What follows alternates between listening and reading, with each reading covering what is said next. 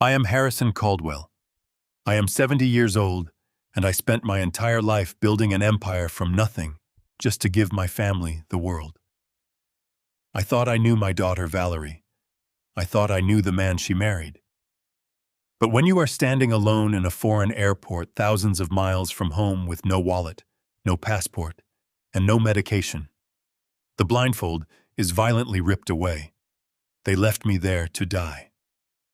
Before I tell you how a father's ultimate sacrifice turned into a nightmare of betrayal, let me know where you are watching from in the comments below.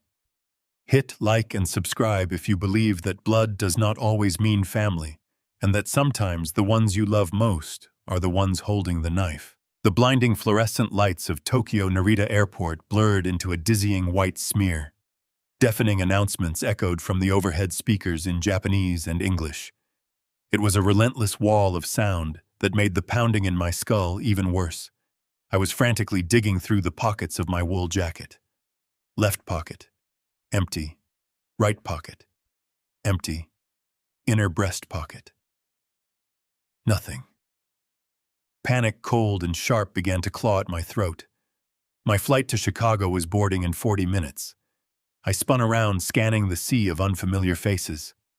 I saw businessmen in dark suits, tourists dragging oversized luggage, and families rushing toward their gates.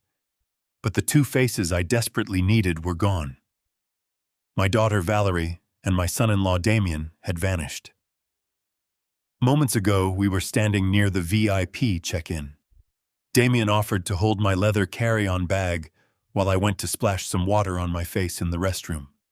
I felt so tired, so unusually sluggish. That bag contained my entire life, my passport, my wallet, and most importantly, my vital heart medication. Now they were nowhere to be found. I rushed toward the VIP security gates, my breath coming in ragged gasps. I peered through the heavy glass partitions, hoping to catch a glimpse of Valerie's bright yellow coat or Damien's slicked back hair. Nothing. They had gone through without me. A sharp pang hit the center of my chest, radiating down my left arm. I winced, pressing my hand against my sternum. The intense stress was triggering my angina. I needed those pills. I needed my daughter. How could they just walk away? As I stumbled from the security line, fighting the tightness in my chest, my mind flashed back to the night before in our luxury hotel. I funded this entire 2-week Japan trip. I paid for the first-class tickets, 5-star accommodations, and private dining. It was their 10th anniversary gift. I just wanted my little girl happy. But last night, the atmosphere turned toxic. I misplaced the room key. It was a simple mistake, but Valerie exploded. Her face twisted with pure rage. She screamed that I was ruining the mood. She called my sudden forgetfulness a massive burden. Damien had just stood there, swirling his whiskey, watching me with a cold, calculating stare I tried hard to ignore. I thought it was just the stress of travel. I thought it was just a bad night. You make excuses for your children because the alternative is simply too painful to accept. But right now, the burning pain in my chest was not an excuse. It was a terrifying warning. I pushed through the throngs of weary travelers, my vision starting to tunnel. Every single step felt like walking through deep mud. I finally reached the premium customer service desk for our airline. I leaned heavily against the sleek counter, panting, my knuckles white as I gripped the edge. The agent, a polite young woman in a crisp uniform, looked up with immediate concern. "Excuse me," I gasped, trying to pull oxygen into my burning lungs. "I am Harrison Caldwell. I was supposed to check in with my daughter, Valerie Foster. I think there has been a terrible mistake. They went through security with my bag, and I urgently need to reach them." The agent nodded quickly and began typing my name into her terminal. I watched her face, praying for a simple solution. I was praying she would print a boarding pass and page my daughter over the intercom. But as she read the screen, her professional smile completely evaporated. Her expression turned cold, polite, but deeply confused. She looked up at me, her eyes filled with a terrifying mixture of pity and suspicion. "Sir, your ticket was cancelled 2 hours ago," she said, her voice cutting clearly through the ambient noise. I stared at her completely uncomprehending. "Cancelled? No, that is absolutely impossible. We have a first-class booking. We are flying back to Chicago together." I shook my head, my mind stubbornly refusing to process the words she was saying. "Please check again." "The name is Harrison Caldwell." The agent turned her screen slightly toward me. "I am very sorry, Mr. Caldwell. The cancellation was processed by the original purchaser of the ticket, Valerie Foster." I stood entirely frozen. The air seemed to get sucked out of the room. Valerie canceled it. Oh. Why would she do something like that? The agent lowered her voice, speaking with a gentle yet truly devastating clarity. "The notes on your file state that the purchaser canceled your seat because you had decided to stay in Tokyo permanently. She informed our desk that you would not be returning to the United States." The words hit me with the physical force of a sledgehammer. "Stay in Tokyo permanently. I do not speak the language. I have no friends here. I have no home here." And in this exact moment, I had absolutely no money, no identification, and no medication. A fresh, violent wave of agony seized my chest, stealing the remaining breath from my lungs. My knees buckled beneath me. The agent reached out, her voice rising in alarm, as she called for medical assistance, but she sounded like she was underwater. I stumbled backward away from the counter, my vision swimming with dark spots. I managed to drag myself to a nearby row of metal seating and collapsed heavily onto a bench. The cold metal bit through my wool jacket. I pressed both hands to my chest, gasping for air, drowning in an ocean of strangers. My own daughter. My own flesh and blood. The little girl I carried on my shoulders and worked 60-hour weeks to provide for. She had not lost me in the crowd. She had not made a simple travel mistake. She had deliberately stripped me of everything I owned and abandoned me in a foreign country. Without my heart pills, the next few hours were a guaranteed death sentence. The roaring of the airport slowly faded into a dull, terrifying hum. I closed my eyes as the chest pain flared into a blinding inferno. I was trapped. I had no identity. I was going to die here entirely alone, thousands of miles away from the life I had built. I stood perfectly still as the cold electronic voice echoed through the airport terminal. "Your ticket has been cancelled by the purchaser, sir. She stated you chose to stay in Tokyo permanently." I stared at the airline agent, my vision blurring. I had no phone. I had no wallet. And my flight back to Chicago was boarding in 40 minutes. My daughter had just abandoned me in a foreign country. And as the crushing weight of a heart attack began to squeeze my chest, a billionaire stranger stepped out of the crowd, grabbed my hand, and whispered, "Pretend you are my husband. My driver is almost here. She promised me my daughter would regret this." She was absolutely right. The blinding fluorescent lights of Narita Airport blurred into a dizzying white smear. Deafening announcements echoed from the overhead speakers in Japanese and English. It was a relentless wall of sound that made the pounding in my skull even worse. I was frantically digging through the pockets of my wool jacket. Left pocket, empty. Right pocket, empty. Inner breast pocket, nothing. Panic, cold and sharp, began to claw at my throat. My flight to Chicago was boarding in exactly 40 minutes.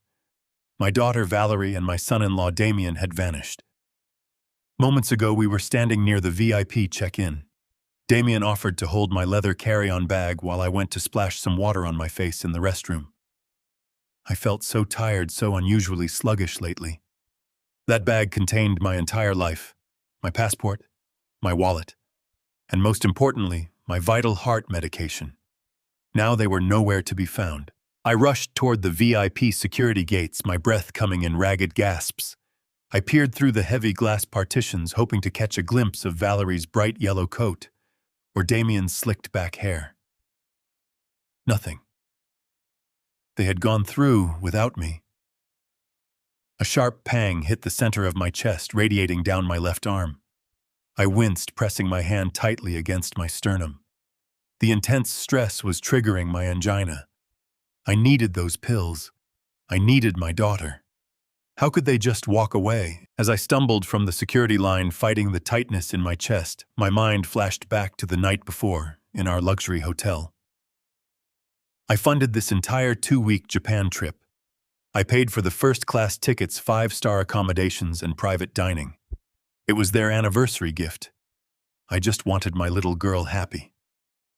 But last night, the atmosphere turned toxic. I misplaced the room key.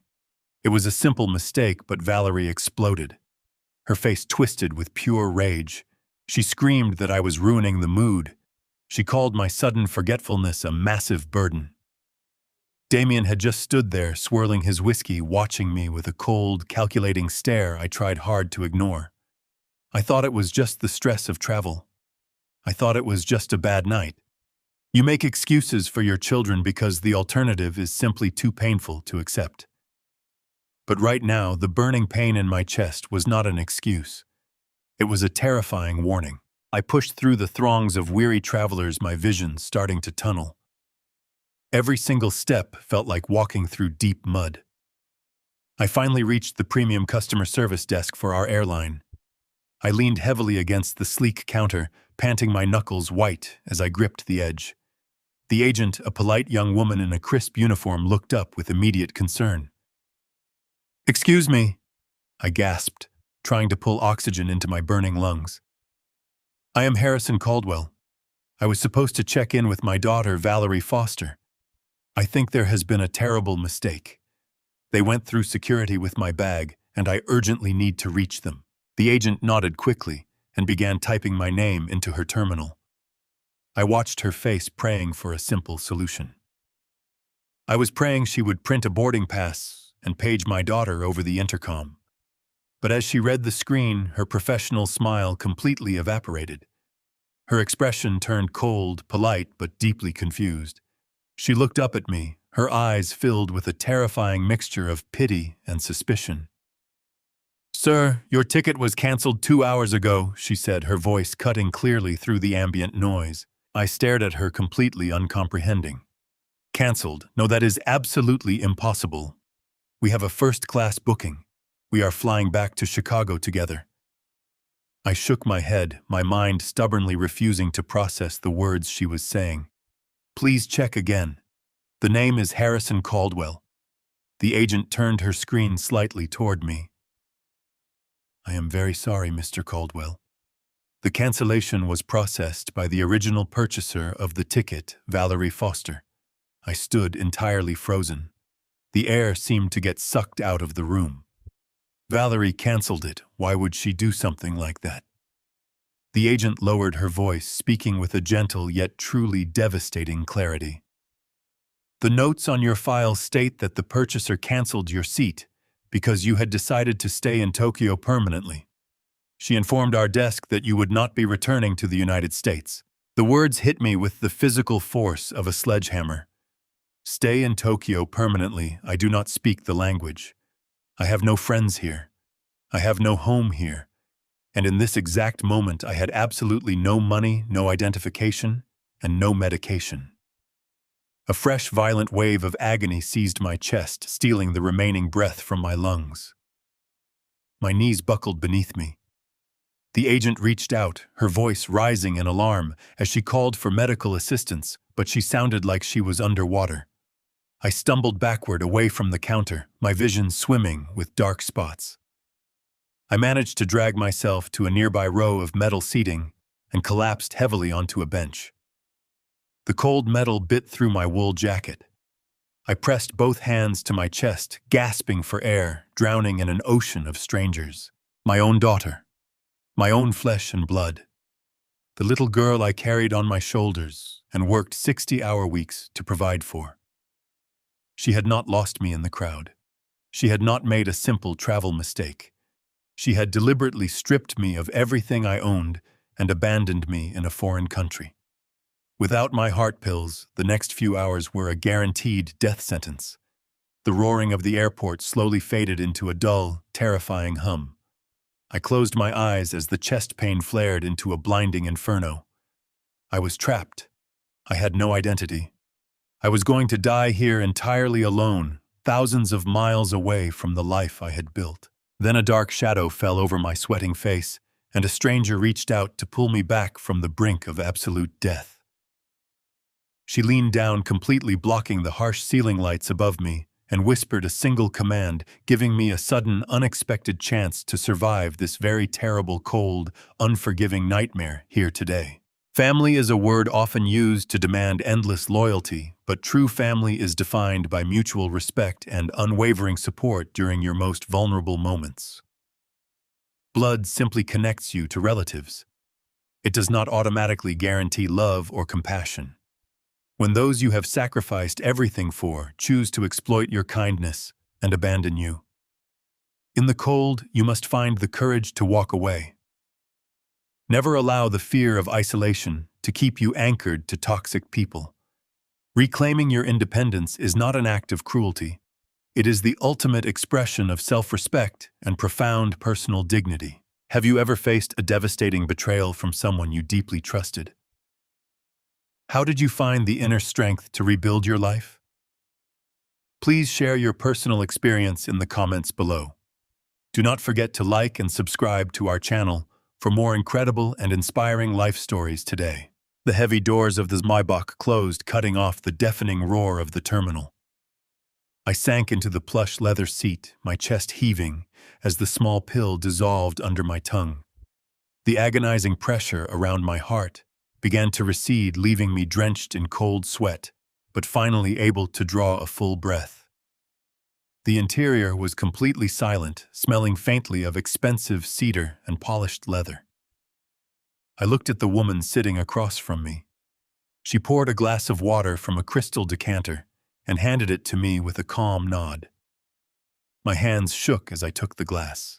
I stared at her, struggling to process the rapid shift from a near-death experience to the back of a luxury armored car. She was elegant, dressed in a tailored cashmere coat, her silver hair perfectly styled. Her eyes held a mixture of formidable authority and deep warmth. I swallowed hard, finding my voice. "How do you know my name?" I asked, the words raspy and weak. "Who are you?" She offered a gentle smile. "My name is Victoria Kensington," she replied smoothly. "I am the founder of Kensington Real Estate Group. You did not know me by that name. 40 years ago, I was a bankrupt widow trying to survive the worst winter storm Chicago had seen in a decade. I furrowed my brow, the thick fog in my mind clearing as my heart rate stabilized. 40 years ago, I was a young freight truck driver working endless shifts to keep the heat on for my late wife and our newborn daughter. You do not recognize me," she said quietly. "But I have never forgotten your face, Harrison." It was December. The blizzard had shut down the entire city. My car had spun out and died on the side of the interstate. I had no money for a tow truck, no coat thick enough for the freezing wind, and a daughter waiting in a freezing apartment. Cars drove past me for 3 hours. No one stopped. I was shivering, preparing to freeze to death. Then a massive freight truck pulled over. The memory hit me with sudden clarity. I remembered the blinding snow, the dangerous roads, and the frail woman huddled against the freezing metal of her broken-down sedan. I remembered pulling her into the heated cab of my rig. "You wrapped me in your own heavy jacket," Victoria continued. "You drove me to a diner, bought me a hot meal with black coffee, and drove me to my apartment building. I tried to thank you, but you just smiled and tipped your hat. It was not until the next morning that I found the envelope. You had secretly slipped your entire paycheck, $500, into my pocket.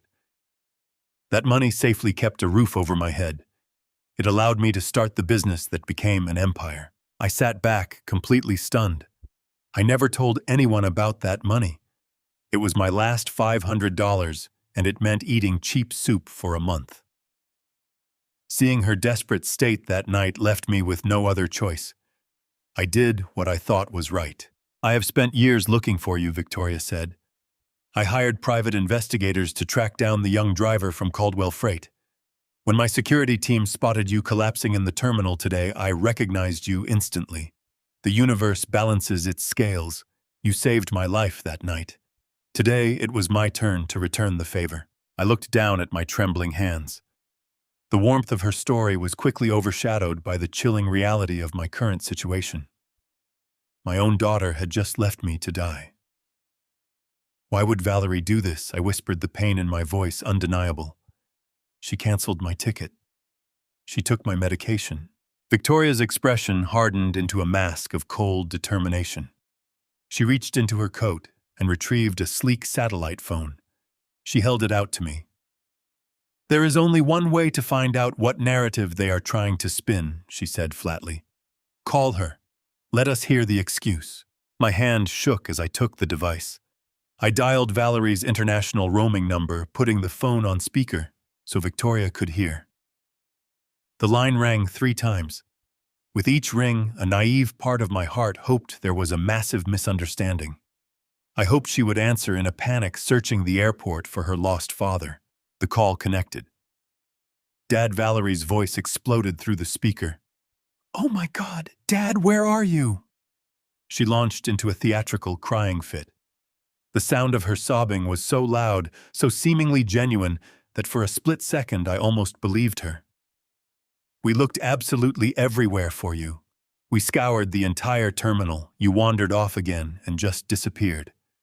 We were terrified. I opened my mouth to speak, but she did not let me get a word in. She kept talking, her voice pitching higher with practiced distress. We begged the airline to hold the plane, but they refused. We had to board because Damien has an emergency merger meeting in Chicago tomorrow morning that he absolutely cannot miss. We thought you had another one of your confused episodes and got entirely lost. Her words felt like carefully rehearsed dialogue. The mention of my confused episodes was a deliberate sting referencing the dementia diagnosis her husband's doctor friend had given me just a month prior. Listen to me, Daddy. Valerie continued, sniffing loudly. Go straight to the American embassy. We will wire you money as soon as we land. Just stay put and ask the police for help. I am so sorry we had to leave, but we had absolutely no choice. I love you. Before I could formulate a response to her web of lies, the line went dead. She hung up abruptly. I stared at the phone in my hand, the silence in the Maybach feeling heavier than before. It sounded so perfectly reasonable. To any outside observer, it was the tragic story of a loving daughter forced to leave her confused father behind due to a strict flight schedule and a corporate emergency. She had laid the groundwork flawlessly. If I dropped dead from a heart attack without my pills, it would be ruled a tragic accident caused by my own cognitive decline. They had successfully built a truly bulletproof narrative. I slowly lowered the phone, feeling a hollow ache in my chest. The betrayal was so precise, so calculated, that it stripped away every illusion I had left about my family. They did not lose me. They discarded me. Before I could say another word, the privacy screen separating the driver's cabin from the rear compartment glided down with a soft mechanical hum. Victoria's head of security, a broad-shouldered man with a serious expression, turned to face us from the passenger seat. He held a sleek, high-resolution iPad in his large hands. Ma'am, the security chief interrupted, his voice low and urgent. We managed to bypass the local authorities. We pulled the airport security footage you requested from the Premium Lounge Cafe, specifically covering the timeline right before Mr. Caldwell was abandoned. Victoria took the tablet from his hands, her eyes narrowing as she tapped the screen to play the video.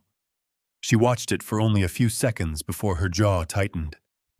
Without saying a word, she turned the device and handed it to me, letting the glowing screen illuminate the dark interior of the luxury vehicle.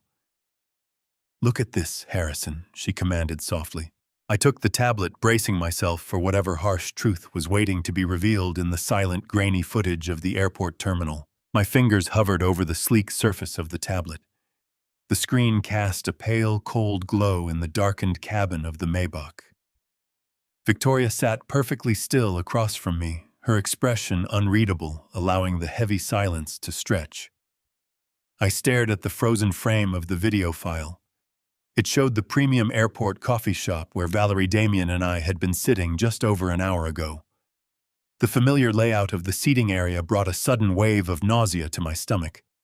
I remembered sitting there feeling an overwhelming wave of exhaustion pulling at my limbs. My mind raced backward, connecting invisible dots that had been hiding in plain sight. I hesitated to press play. Part of me, the father who had rocked that little girl to sleep and paid for her every single dream, wanted to hand the device back and walk away. But the man who had built an empire from the ground up knew that ignoring the truth was a fatal mistake. As I looked at my own sluggish posture on the frozen screen, a terrible sinking feeling took root in my chest. For the past month, my life had felt incredibly wrong. It felt like a slow, terrifying descent into the shadows. It started with minor forgetfulness. I would misplace my keys, forget the name of a mid-level manager at the firm, or lose my train of thought during our Sunday dinners. Valerie had been the first to express deep concern. She was the one who insisted I see a specialist immediately. She arranged the appointment with a highly recommended neurologist in the city. I later learned this doctor was a former college fraternity brother of Damien. I trusted them implicitly. The doctor performed a series of rapid tests on me. He spoke in hushed, sympathetic tones with my daughter and handed down a devastating diagnosis of early-onset dementia. He prescribed a heavy regimen of pills. Since taking that medication, the mental fog had only thickened. I was constantly dizzy, my reactions delayed my thoughts, scattered like leaves in a heavy wind. I believed my brilliant mind was simply deteriorating. I believed I was becoming a burden. I had accepted my tragic decline with quiet resignation, trusting my family to care for me. Now looking at the screen, a chilling intuition pierced through the remaining fog in my tired brain. What if the confusion was not a disease? What if the pills were not meant to heal me? I took a deep, trembling breath and tapped the center of the glass screen. The video sprang to life in high definition. There was no audio, making the unfolding scene feel eerily detached. I watched myself sitting at the small round table, a cup of untouched green tea resting in front of me. I looked exhausted, my shoulders slumped forward, my head nodding slightly. Damien sat to my left, sipping a sparkling water, looking casually at his phone with quiet, cold indifference. Valerie sat directly across from me, flipping through a glossy travel magazine. I watched as the digital timestamp in the corner of the video ticked forward. Then I saw myself slowly stand up. I remembered that exact moment. I had felt a sudden rush of cold sweat and a wave of nausea, prompting me to head to the restroom to splash cold water on my face. On the screen, I leave my heavy wool jacket draped over the back of the chair. Damien kindly pats my arm as I walk away, pointing me in the direction of the public facilities. I disappear from the frame, leaving my daughter and son-in-law alone at the table. What happened next defied every ounce of love and trust I had ever held in my heart. The moment I was completely out of sight, Damien's entire demeanor shifted. The casual, relaxed posture vanished. He leaned forward, his eyes darting quickly around the busy cafe. He spoke rapidly to Valerie. She immediately closed her magazine and stood up, but she did not walk away. Instead, she moved with deliberate precision, positioning her body to completely block the line of sight toward their small table. She blocked the main counter where the waiter was stationed. She acted as a perfect, intentional human shield. Under the cover of his wife's shadow, Damien reached over to my draped jacket. His hands moved with terrifying, practiced efficiency. He swiftly unzipped the inner breast pocket. I watched my breath caught in my throat as he pulled out my dark blue passport. He slipped it smoothly into his own leather briefcase resting on the floor. Next came my thick leather wallet. It followed the passport into the darkness of his bag. Finally, he reached into the deep side exterior pocket. He retrieved the small amber plastic bottle containing my emergency nitroglycerin pills, the medication that kept my failing heart beating. He tossed the bottle into his briefcase and snapped the golden latches shut. The entire operation took less than 20 seconds. Valerie then sat back down, casually reopening her magazine as if absolutely nothing had happened. Damien checked his watch, picked up his coffee, and took a calm, relaxed sip. A minute later, they both stood up, grabbed their carry-on bags, and briskly walked away from the table, leaving my empty, violated jacket behind on the lonely wooden chair. The video ended, freezing on the image of my empty chair. I sat in the silent, luxurious cabin of the Maybach, staring at the black screen. My hands were no longer shaking. A cold, absolute numbness washed over my entire body. They did not lose me in the crowd. They did not make a frantic, unfortunate travel mistake. They had systematically, surgically erased me. They stripped me of my identity, my finances, and the very medicine required to keep me completely alive. They left me in a bustling international airport, thousands of miles from my quiet home, knowing perfectly well exactly what happens. They knew that my weak heart and my chemically induced confusion would finish the job. This was not negligence. This was attempted murder by abandonment. My own flesh and blood had just executed a silent, bloodless execution. I looked up from the tablet, meeting Victoria's steady, knowing gaze. The young truck driver who had saved her in a blizzard was gone, replaced by a man who had just watched his family leave him for dead. As the initial shock faded into a dark, consuming rage, a single burning question echoed loudly in the quiet space of my waking mind. Why did they do this to me? I had given them everything. I had funded their lavish lifestyle, purchased their magnificent home, and supported Damien when his architectural firm lost major clients. I had paved their world with gold, and in return, they had conspired to leave me rotting in a foreign terminal. The betrayal was so absolute, so flawlessly calculated, that it demanded an explanation far deeper than simple greed. There was a sinister motive hiding beneath this cruelty. My sadness evaporated, replaced entirely by a ruthless determination. I would uncover their dark secret. I will survive. The silence in the Maybach was absolute, broken only by the faint, rhythmic thrum of the engine as we sped away from the airport terminal. I handed the tablet back to the security chief, my hand no longer shaking. The helpless, confused old man who had collapsed in the terminal was gone. In his place, the ruthless founder of Caldwell Freight awoke from a long chemically induced slumber. The fog in my mind was still there, but it was burning away under the sheer heat of my anger. I sat up straight, squaring my shoulders, feeling the familiar heavy mantle of command settle over me once again. I had spent 40 years navigating cutthroat negotiations, hostile takeovers, and ruthless competitors. I knew how to fight, and I knew how to win. My own daughter and her husband had just declared a war they thought I was too weak to fight. They had vastly underestimated their opponent. Victoria watched the transformation happen in real time. She leaned back against the plush leather seat, a sharp, knowing smile playing on her lips. She recognized the look in my eyes because it was the same look she possessed. It was the look of a survivor. "So, Harrison," she said smoothly, her voice a calm anchor in the storm of my thoughts. "What exactly do you want to do now? Do we involve the local authorities here in Tokyo? Or do you have something else in mind?" I looked out the tinted window at the passing city lights. Involving the Japanese police would mean endless bureaucracy, investigations, and delays.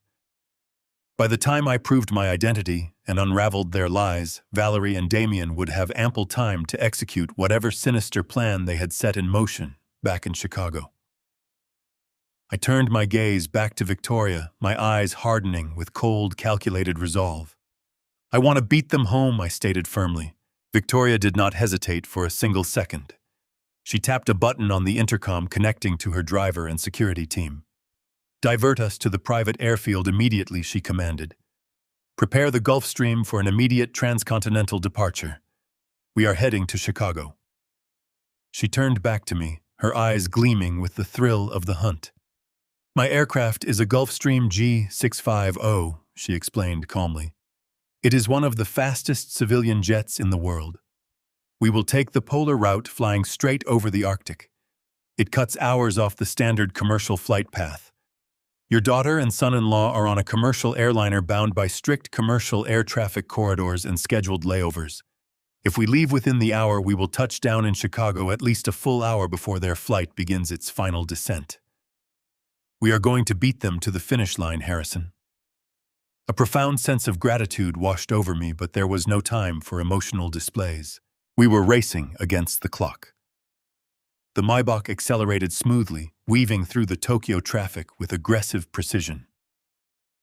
Within 40 minutes, we bypassed the crowded public terminals entirely and pulled onto the brightly lit tarmac of a private airfield.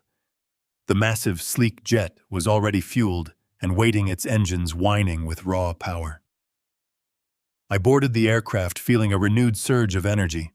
As the heavy cabin door sealed shut and the jet taxied toward the runway, I settled into a leather captain chair. As soon as we reached a cruising altitude of 40,000 feet, I asked Victoria for the secure satellite phone. The cabin was whisper quiet, completely insulated from the roar of the engines outside. I needed to act immediately. My company, Caldwell Freight, was an empire worth hundreds of millions of dollars, and it was deeply vulnerable. I dialed the direct private number of my oldest and most loyal attorney, Richard Sterling. Richard had been by my side for 30 years. He drafted my original incorporation papers, handled my late wife's estate, and knew every intricate detail of my business. The line rang twice before he answered. His voice sounded groggy and thick with sleep. It was the middle of the night in Chicago. "Richard, it is Harrison," I said, my voice sharp and commanding. "I need you to wake up and listen to me very carefully." "Harrison." Richard gasped, the sleep instantly vanishing from his tone. "Thank God you are alive. Where are you? Are you safe?" I ignored the panic in his voice, pressing forward with my instructions. "I am safe, and I am currently flying back to Chicago on a private jet. I need you to execute an immediate total freeze on Caldwell Freight. Lock down all executive access, suspend all financial transfers, and revoke Damien and Valerie's security clearances at the corporate office. I want the entire company paralyzed until I walk through those doors." There was a heavy, suffocating silence on the other end of the line, the kind of silence that precedes devastating news. I could hear Richard taking a ragged, trembling breath. When he finally spoke, his voice was tight with fear and absolute dread. "Harrison," he whispered, "I cannot do that." I felt a cold knot form in my stomach. "What do you mean you cannot do that?" I demanded, my grip tightening on the satellite phone. "You are my lead corporate counsel. You have the executive authority to execute a temporary freeze under my direct verbal order. I cannot, Harrison, because you no longer possess the legal authority to give me that order." Richard replied, his words dropping like heavy stones. 30 minutes ago, Valerie sent an urgent company-wide email to the entire board of directors. She attached a highly detailed, officially stamped police report from the Tokyo Metropolitan Police. The report claims that you suffered a severe cognitive break, wandered into busy traffic, and are currently missing and presumed to be in critical danger. My blood ran cold as the sheer scale of their plot began to unfold. They had not just stolen my passport to trap me, they had fabricated a legal tragedy to completely erase me. "But it gets worse," Richard continued, his voice shaking. "Along with the forged police report, she attached a newly dated medical evaluation from your neurologist, declaring you mentally incompetent to manage your own affairs. She is officially enacting the emergency power of attorney clause tomorrow morning at exactly 9 o'clock. Harrison, she is not just taking over. She has scheduled an emergency board vote to liquidate Caldwell Freight and sell all our core assets to a private equity firm. If you do not stop her by 9 tomorrow morning, your entire company will be gone forever." I sat perfectly still, staring at the polished mahogany table inside the private jet cabin. The true gravity of the situation settled over my shoulders like a heavy lead weight. My daughter was systematically destroying my life's work to feed her own insatiable greed and secure her twisted financial freedom. The desperate race across the globe was no longer just about getting home. It was a brutal, unforgiving fight for survival. I promised myself they would deeply regret this day forever. The tires of the Gulfstream hit the Chicago tarmac with a thud, tearing through the quiet darkness of 2 in the morning. I looked out the small window at the glowing skyline of the city I had helped build. The skyscrapers stood like sentinels in the freezing night air. I left this city days ago as a loving father, taking his family on a luxury vacation. I was returning as a ghost, a man erased from his own life, hunting down the people who had tried to bury him.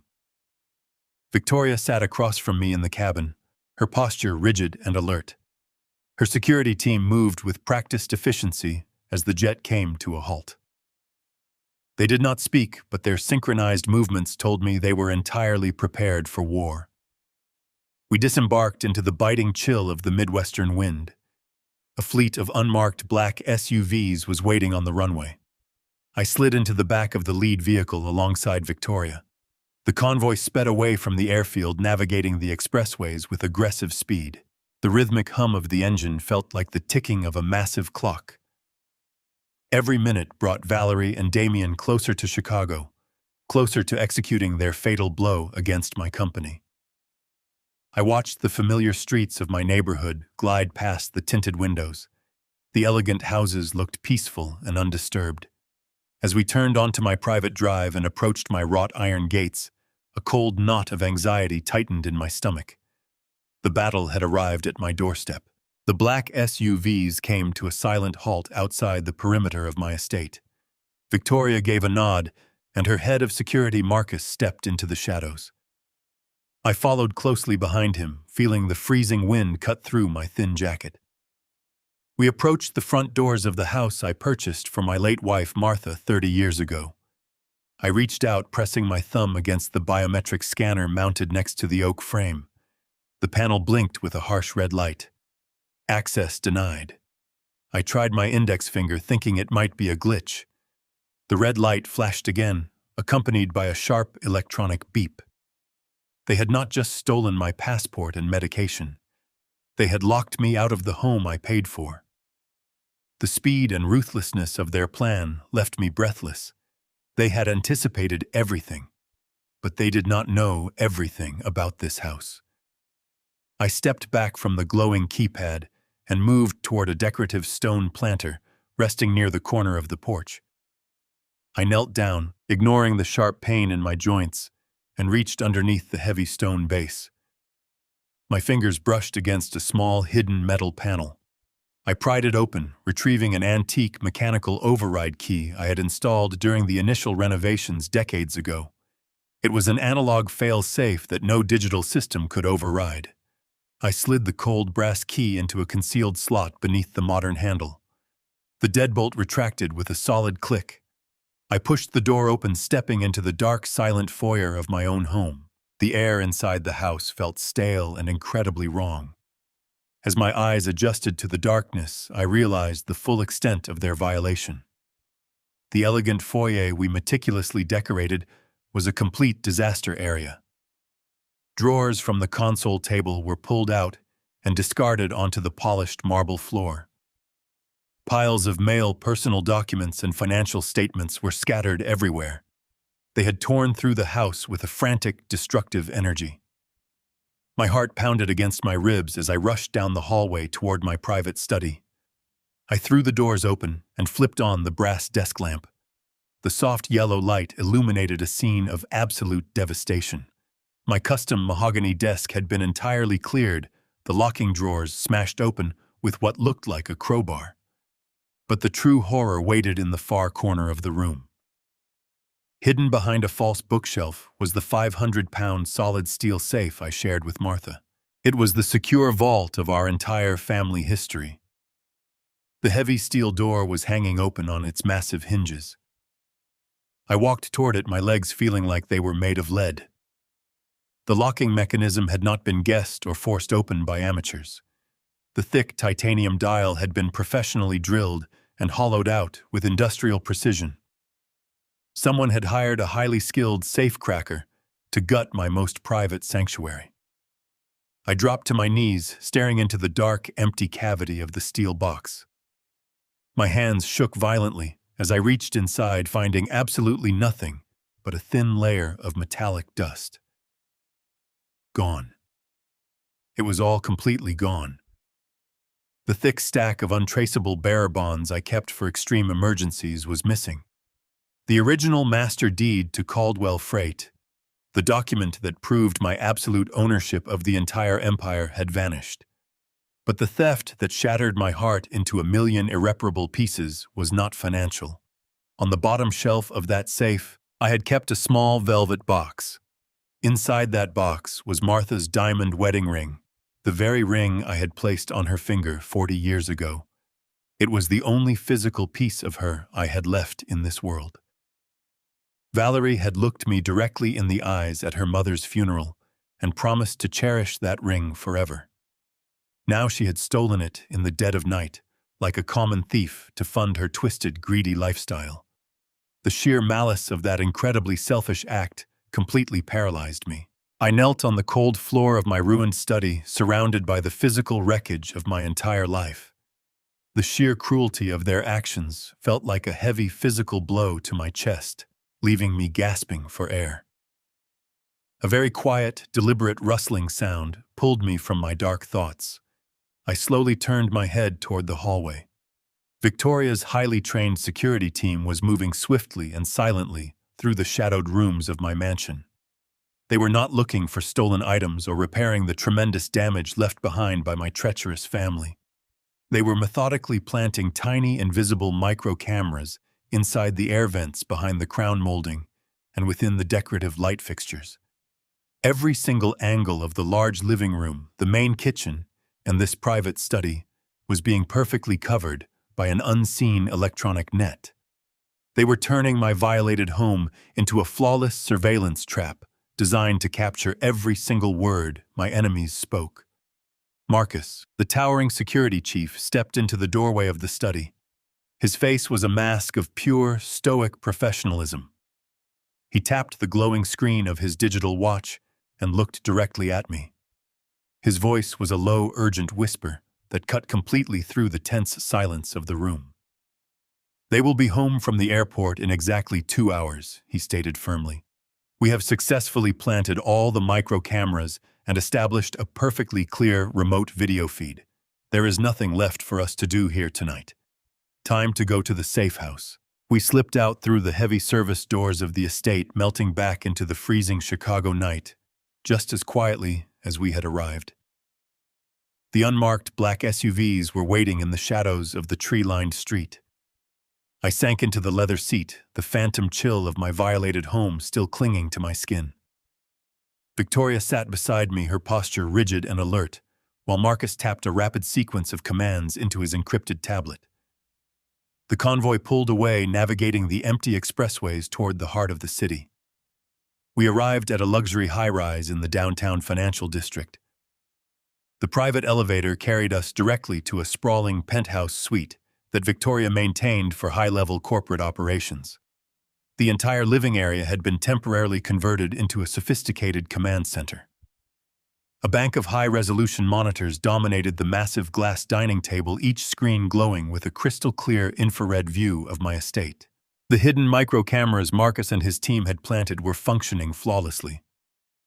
I poured myself a single glass of water, my hands remarkably steady despite the adrenaline surging through my veins.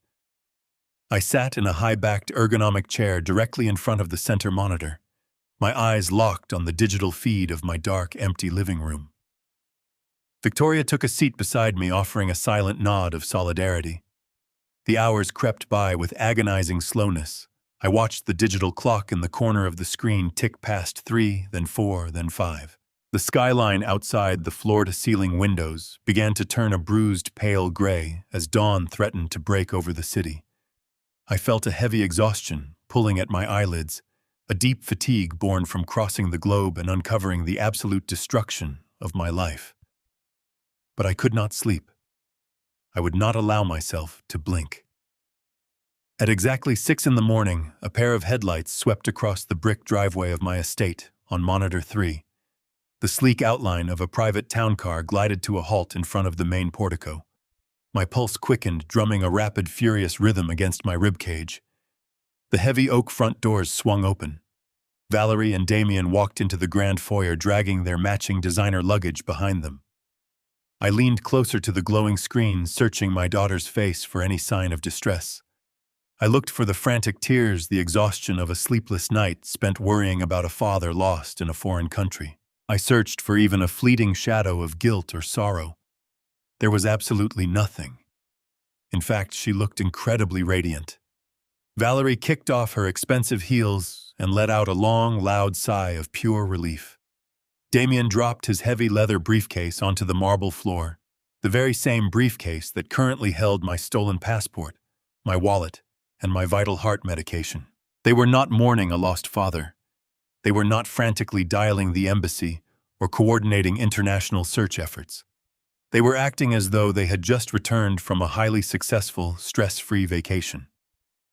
I watched my stomach turning with sheer disgust as Damien walked straight past the scattered mail and the ransacked console table in the hallway. He headed directly for my custom-built mahogany wet bar in the corner of the living room. He did not even bother to turn on the main overhead lights. The infrared camera captured his movements in crisp, ghostly detail. He reached into the refrigerated wine cooler and pulled out a vintage bottle of Dom Perignon champagne. It was a $500 bottle I had specifically saved for my upcoming wedding anniversary, a day I used to honor my late wife's memory. Damien popped the cork with a loud, echoing crack that resonated through the hidden microphones and burst from the speakers in the penthouse suite. The sound felt like a physical slap across my face. He did not pour the expensive champagne into glasses.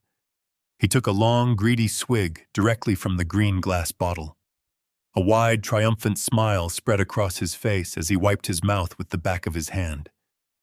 He walked over to my custom leather sofa, the expensive centerpiece of the room, and collapsed onto the plush cushions. Valerie followed close behind, laughing a bright, melodic laugh that chilled me to the absolute core of my being. She practically threw herself onto his lap, wrapping her arms around his neck. They were celebrating.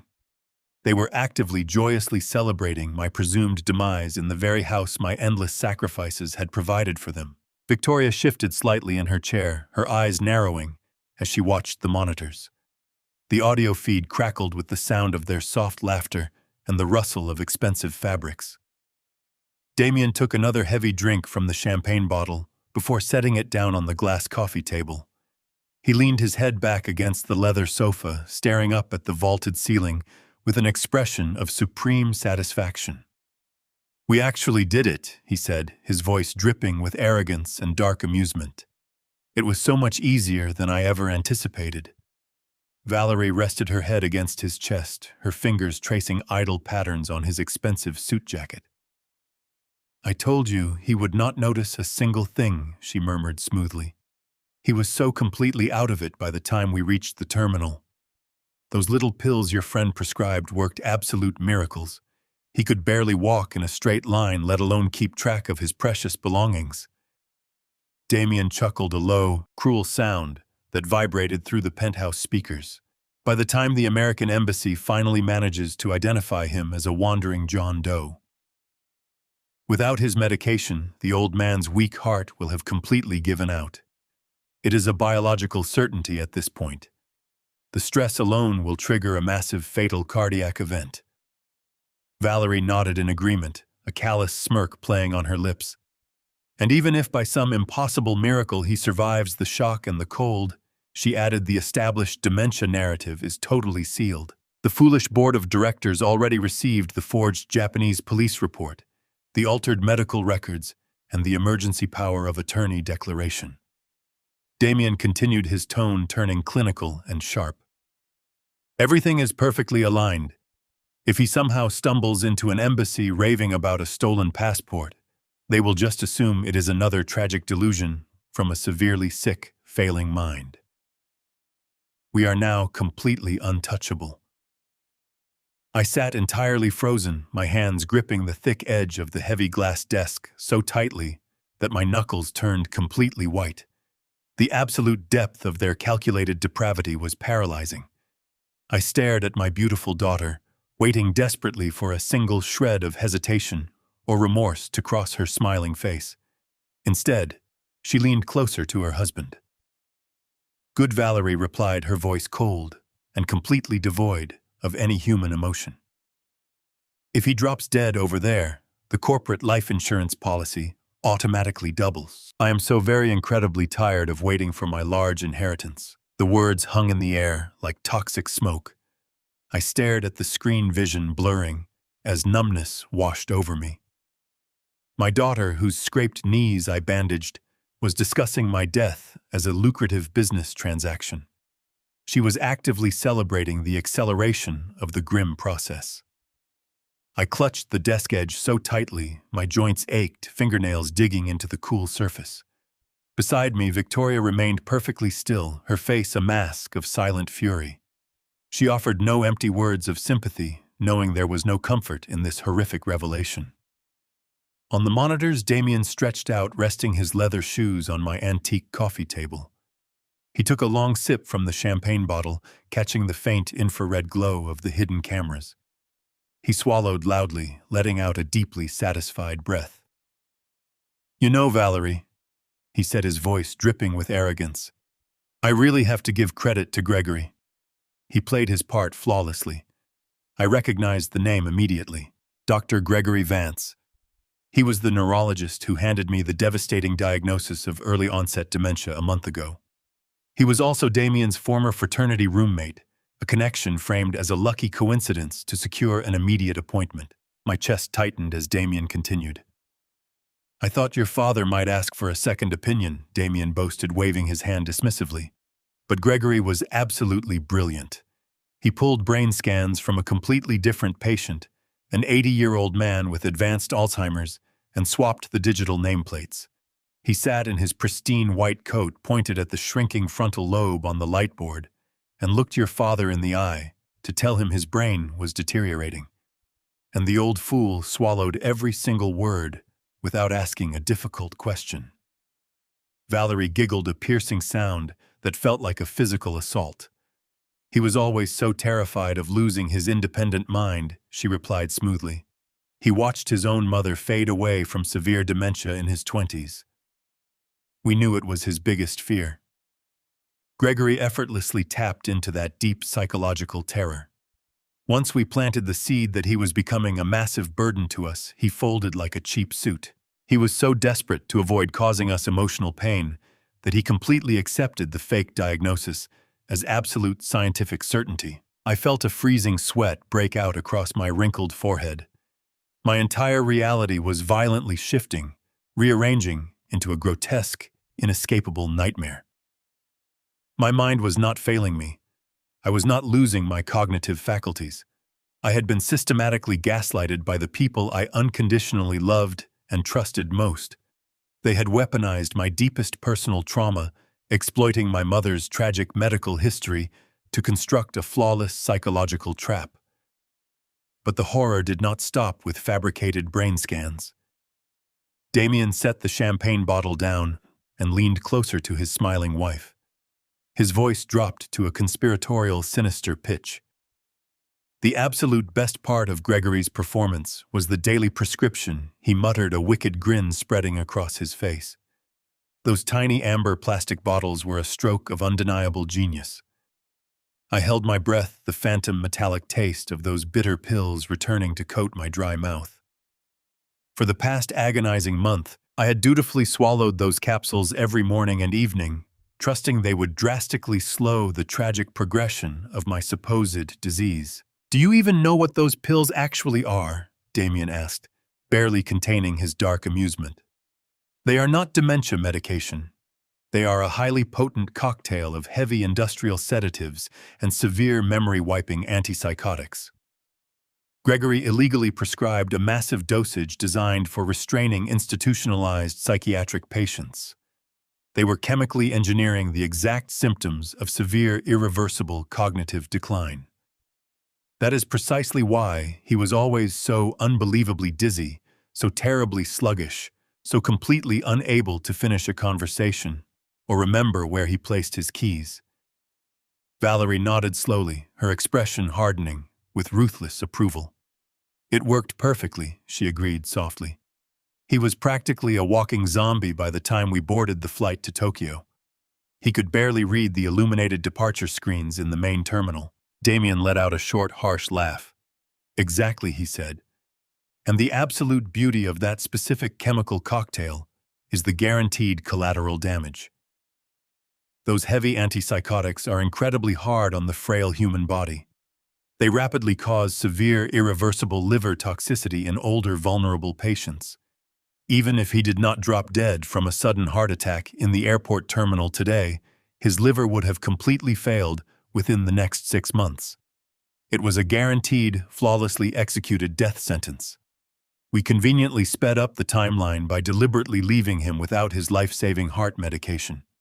Either way, the grand empire of Caldwell Freight was destined to fall directly into our eagerly waiting hands. The penthouse suite began to violently spin around me.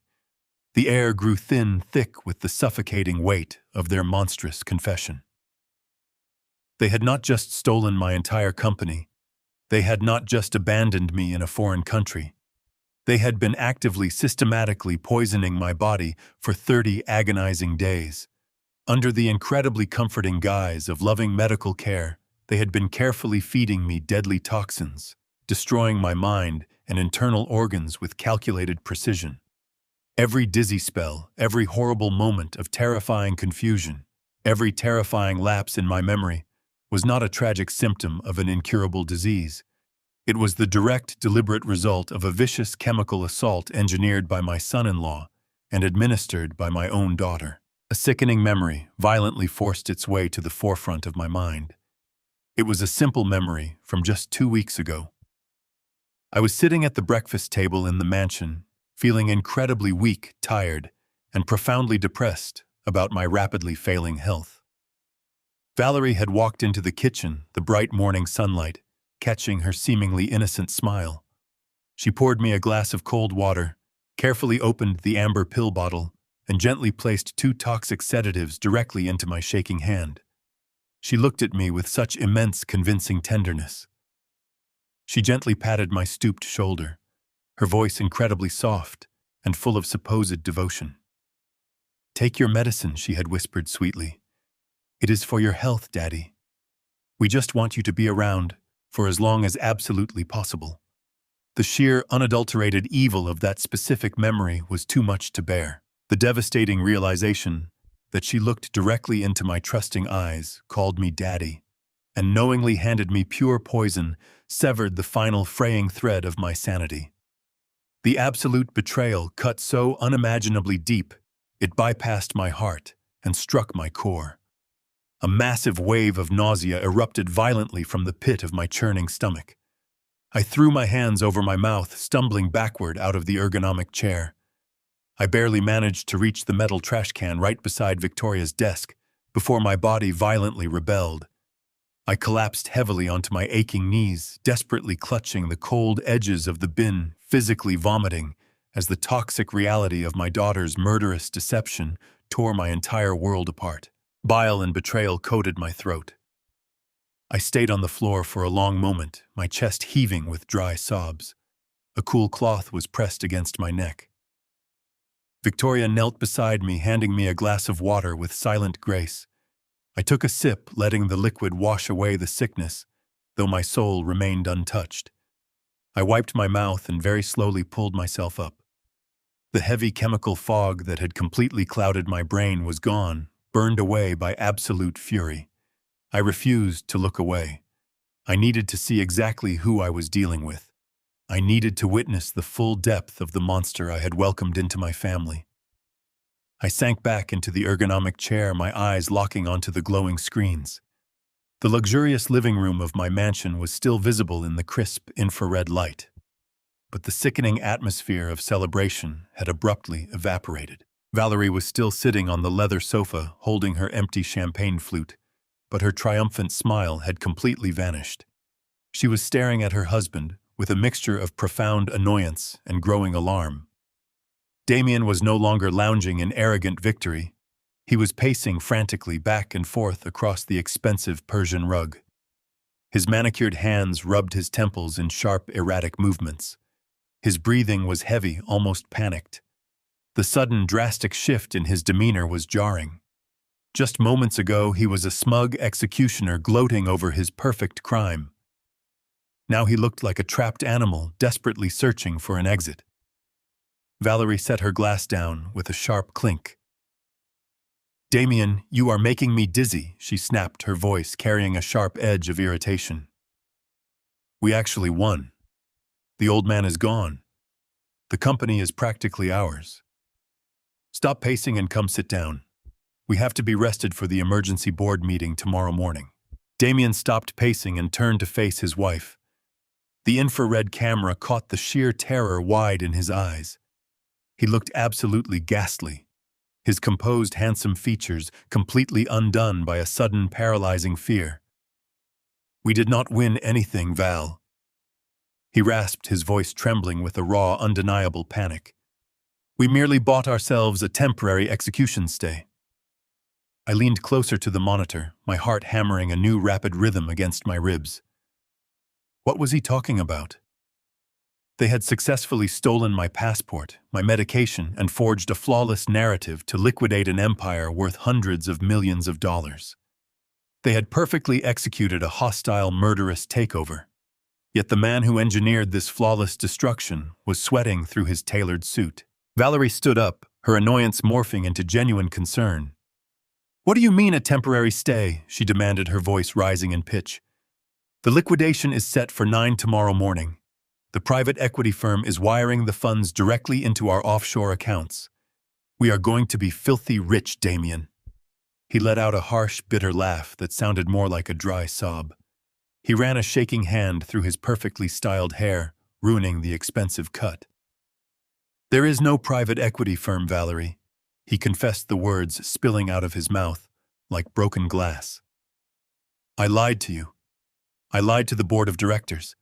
I lied to everyone." Valerie stared at him, her face registering absolute, unadulterated shock. "What are you talking about?" she whispered. "Where is the money going?" Damien collapsed into a velvet armchair, burying his face in his trembling hands. "You know those commercial real estate developments I have been heavily investing in for the past 2 years, the luxury condos in Miami and the commercial plazas in Dallas. They never existed. The entire portfolio was a complete fabrication to hide my actual financial activities. I felt a grim, dark satisfaction blooming in my chest. The golden boy, the brilliant architect who had constantly lectured me on modern investment strategies, was a total fraud. I lost it all." Damien continued, his voice muffled by his hands. "Every single dime of my firm's capital, our personal savings, and the lines of credit I secretly opened in your name. I lost everything on illegal offshore sports betting. I thought I had a foolproof algorithm. I thought I could beat the international syndicates. I was wrong. I kept borrowing more and more capital to cover the massive losses, hoping for a miracle win that never came." Valerie stumbled backward, her legs hitting the edge of the coffee table. "How much, Damien?" she choked out, her hands flying to her mouth in horror. "How much money do you actually owe?" Damien slowly lowered his hands, looking up at his terrified wife with dead, hollow eyes. "I am in the hole for $15 million, he stated, his voice completely devoid of hope. "And the people I owe this massive debt to are not friendly offshore bookies. They are a ruthless Mexican cartel that uses those betting platforms to launder their dirty money." The silence in the penthouse suite was absolute. Beside me, Victoria let out a low, impressed whistle. My son-in-law was not a criminal mastermind. He was a desperate, pathetic degenerate who had gambled away his life and dragged my daughter into his lethal mess. "Why do you think we had to rush this entire operation?" Damien yelled, his panic finally boiling over into a frantic rage. "Why do you think I needed your father declared totally incompetent this very week? The cartel does not wait for probate courts. They gave me an absolute non-negotiable deadline. If I do not sign over the master deed and transfer total controlling ownership of Caldwell Freight to their anonymous shell company at exactly 9 o'clock tomorrow morning, they are not just going to kill me, Val. They are going to torture me, and then they will take you too." Valerie let out a piercing, terrified scream. She collapsed onto the floor, clutching her head as the luxurious, blood-soaked reality of her marriage crashed down upon her. She had willingly poisoned her own loving father not to become a wealthy heiress, but to pay off the massive gambling debts of a total loser. The ultimate irony was a bitter, glorious vindication. Before Valerie could utter another panicked word, a sharp, echoing chime suddenly pierced the tense atmosphere of the living room. It was the heavy brass doorbell of my mansion ringing loudly in the dead of the night. Damien instantly froze, his face draining of all remaining color. He looked like a man who had just seen the Grim Reaper standing in his foyer. He scrambled desperately toward the security console mounted on the hallway wall.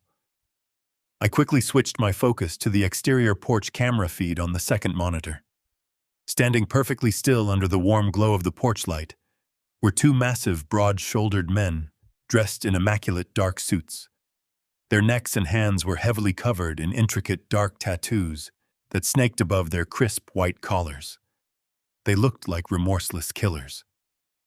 The cartel arrived early to ensure the deal went through without any complications. The heavy door swung inward, revealing two imposing figures.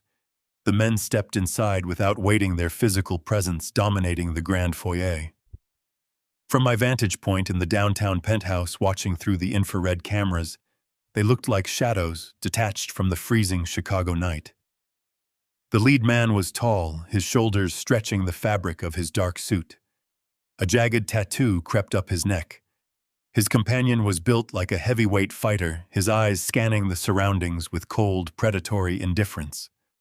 Damien retreated backward into the living room, his hands raised in a trembling gesture of surrender. Valerie remained frozen near the grand staircase, her face drained of color. The lead enforcer did not speak as he walked across the Persian rug. He took his time, deliberately admiring the modern art pieces, mocking the false sense of security this mansion was supposed to provide. He stopped in front of the leather sofa, where Damien and Valerie had been celebrating my presumed death. The man unbuttoned his jacket and sat down heavily. His partner remained standing near the entryway, silently blocking the only escape route. Damien swallowed hard. "We have the necessary paperwork," he stammered, his voice cracking under the immense pressure of the room. "Everything is aligned for tomorrow morning. The transfer of Caldwell freight will be finalized by 9 o'clock. We just need a few more hours to process the final board resolution." The lead enforcer tilted his head, locking onto Damien with terrifying intensity. He reached into his jacket. Damien flinched violently, expecting a weapon, but the man simply withdrew a silver lighter and a thick cigar. He lit it slowly, taking a long drag before blowing a thick cloud of smoke toward my vaulted ceiling. "We are not interested in your excuses," the man said, his voice a low rumble. "My employers have been patient with your reckless gambling habits, but patience is finite. You promised us a corporate empire to wash our capital. We are here because we do not trust a desperate addict to finish the job without proper supervision." Where is the old man? We were explicitly told the original owner was the only actual obstacle remaining. We need absolute proof that the old man is permanently out of the picture. If he walks into that boardroom tomorrow, we will have a serious problem. Damien opened his mouth to speak, but no words came out. His absolute cowardice was on full display. It was Valerie who finally moved. She stepped forward, her hands trembling as she clutched a manila folder against her chest. She approached the glass coffee table, keeping a wide, terrified distance from the seated enforcer. She placed the folder onto the smooth surface and quickly retreated to Damien's side. "What is this?" the man asked. Valerie cleared her throat, her voice shaking. "That is a fully certified, officially translated Japanese police report," she explained, her words rushing out in a desperate flood. "We abandoned him at Narita Airport in Tokyo. We manipulated his medication for an entire month to induce severe cognitive failure. The report confirms he wandered into busy traffic while suffering a severe delusion. He is missing completely, without resources, and legally presumed to be in critical danger. Underneath that report is the emergency medical evaluation, declaring him entirely incompetent, along with the fully executed power of attorney documents, granting me absolute control over his estate and his company. He is gone. He will never be a problem for us or for your employers again." The enforcer slowly flipped through the forged documents, reading the fabricated medical jargon and the fake police stamps. A slow, terrifying smile stretched across his scarred face. He closed the folder and tossed it onto the glass table. He looked up at my daughter with a dark sense of approval. "You are a remarkably cold piece of work, lady," he chuckled softly. "I suppose we can work with this. It is a solid, clean narrative." He leaned forward, the amusement suddenly vanishing from his hardened features, replaced by pure, lethal intent. He reached behind his back. This time he did not pull out a cigar. He withdrew a heavy matte black semi-automatic handgun. He placed the weapon directly onto the glass coffee table, making a sharp, terrifying clack that echoed loudly through the hidden microphones. Damien and Valerie jumped in sheer terror. The gun rested exactly next to the forged documents that were supposed to be their ultimate salvation. The enforcer leaned over the table, his face inches from Damien's trembling knees. 9 o'clock tomorrow morning, he whispered, his tone incredibly calm and deadly serious. You will sign the entire company over to our specified shell corporation. You will not hesitate. You will not ask for an extension. You will transfer total ownership. If that signature is not on the digital ledger, by 9:01, we are not just going to kill you, Damien. We are going to paint this beautiful living room with your brains.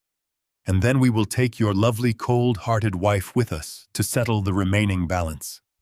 Do we have a perfectly clear understanding? Damien nodded frantically, tears of absolute terror streaming down his face. Valerie let out a muffled sob, clutching her husband's arm in a desperate grip. The enforcer stood up, buttoning his jacket. He picked up the heavy handgun, sliding it smoothly back into its concealed holster. He did not say another word. He and his partner turned and walked out of the mansion, pulling the heavy oak doors shut behind them. On the monitors, Damien and Valerie collapsed against each other, completely destroyed by the horrific reality of the violent, deadly world they had eagerly invited into their lives. They had traded a loving father for a cartel death squad. I sat back in my chair, my breathing slow and steady. The sickening adrenaline that had fueled my journey across the globe crystallized into a cold, unbreakable focus. The timeline of my retaliation had just drastically accelerated. We no longer had days or weeks to unravel their corporate theft. My company, the life's work I had sacrificed and bled to build from a single rusted delivery truck, was about to be officially handed over to ruthless international murderers in less than 12 hours. I slowly turned my head away from the glowing monitors. Victoria was already standing behind me, her rigid posture radiating a formidable, dangerous power. Her security chief, Marcus, stood silently by the heavy oak door. The secure satellite phone was still resting on the glass desk in front of me. I picked it up with a steady hand, quickly dialing Richard Sterling's direct number. The encrypted line connected almost instantly. "Richard, listen to me," I said, my voice ringing with an absolute, unyielding authority. "The entire situation has severely escalated. Valerie is actively attempting to sell Caldwell Freight to a notorious cartel shell company tomorrow morning at exactly 9 o'clock. Richard gasped on the other end of the line, but I did not stop. "Call up every loyal board member right now, draft the injunctions, prepare the termination papers." I looked at Victoria, my eyes burning. "We are heading to the office. Time to build the guillotine." The sun had barely crested the Chicago skyline when my convoy pulled into the underground garage of Caldwell Freight. We had 3 hours before my daughter attempted to execute her hostile takeover and sell my life's work to a ruthless cartel. Victoria's security team moved with breathtaking efficiency, bypassing the changed access codes using my overrides. Richard Sterling, my loyal attorney, was waiting for us in my private office. His desk was covered in drafted injunctions, termination papers, and legal countermeasures. We moved to the executive observation room. It was a soundproof chamber hidden directly behind the main boardroom, separated by a massive pane of one-way mirror glass. I had installed it decades ago to observe high-stakes negotiations. Now it would serve as the front-row seat to my corporate funeral. I sat in the dark watching the empty boardroom fill with morning light. The mahogany table, the plush chairs, the crest on the wall. This was the empire I built with my bare hands, cold sweat, and sacrifice. At 45 minutes past 8, the heavy oak doors of the boardroom swung open. The senior members of my board filed into the room, their expressions heavy with rehearsed sympathy. Damien entered minutes later, looking wretched and sweating profusely, despite his tailored navy suit.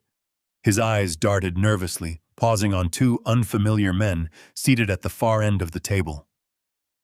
I recognized them instantly from the security footage.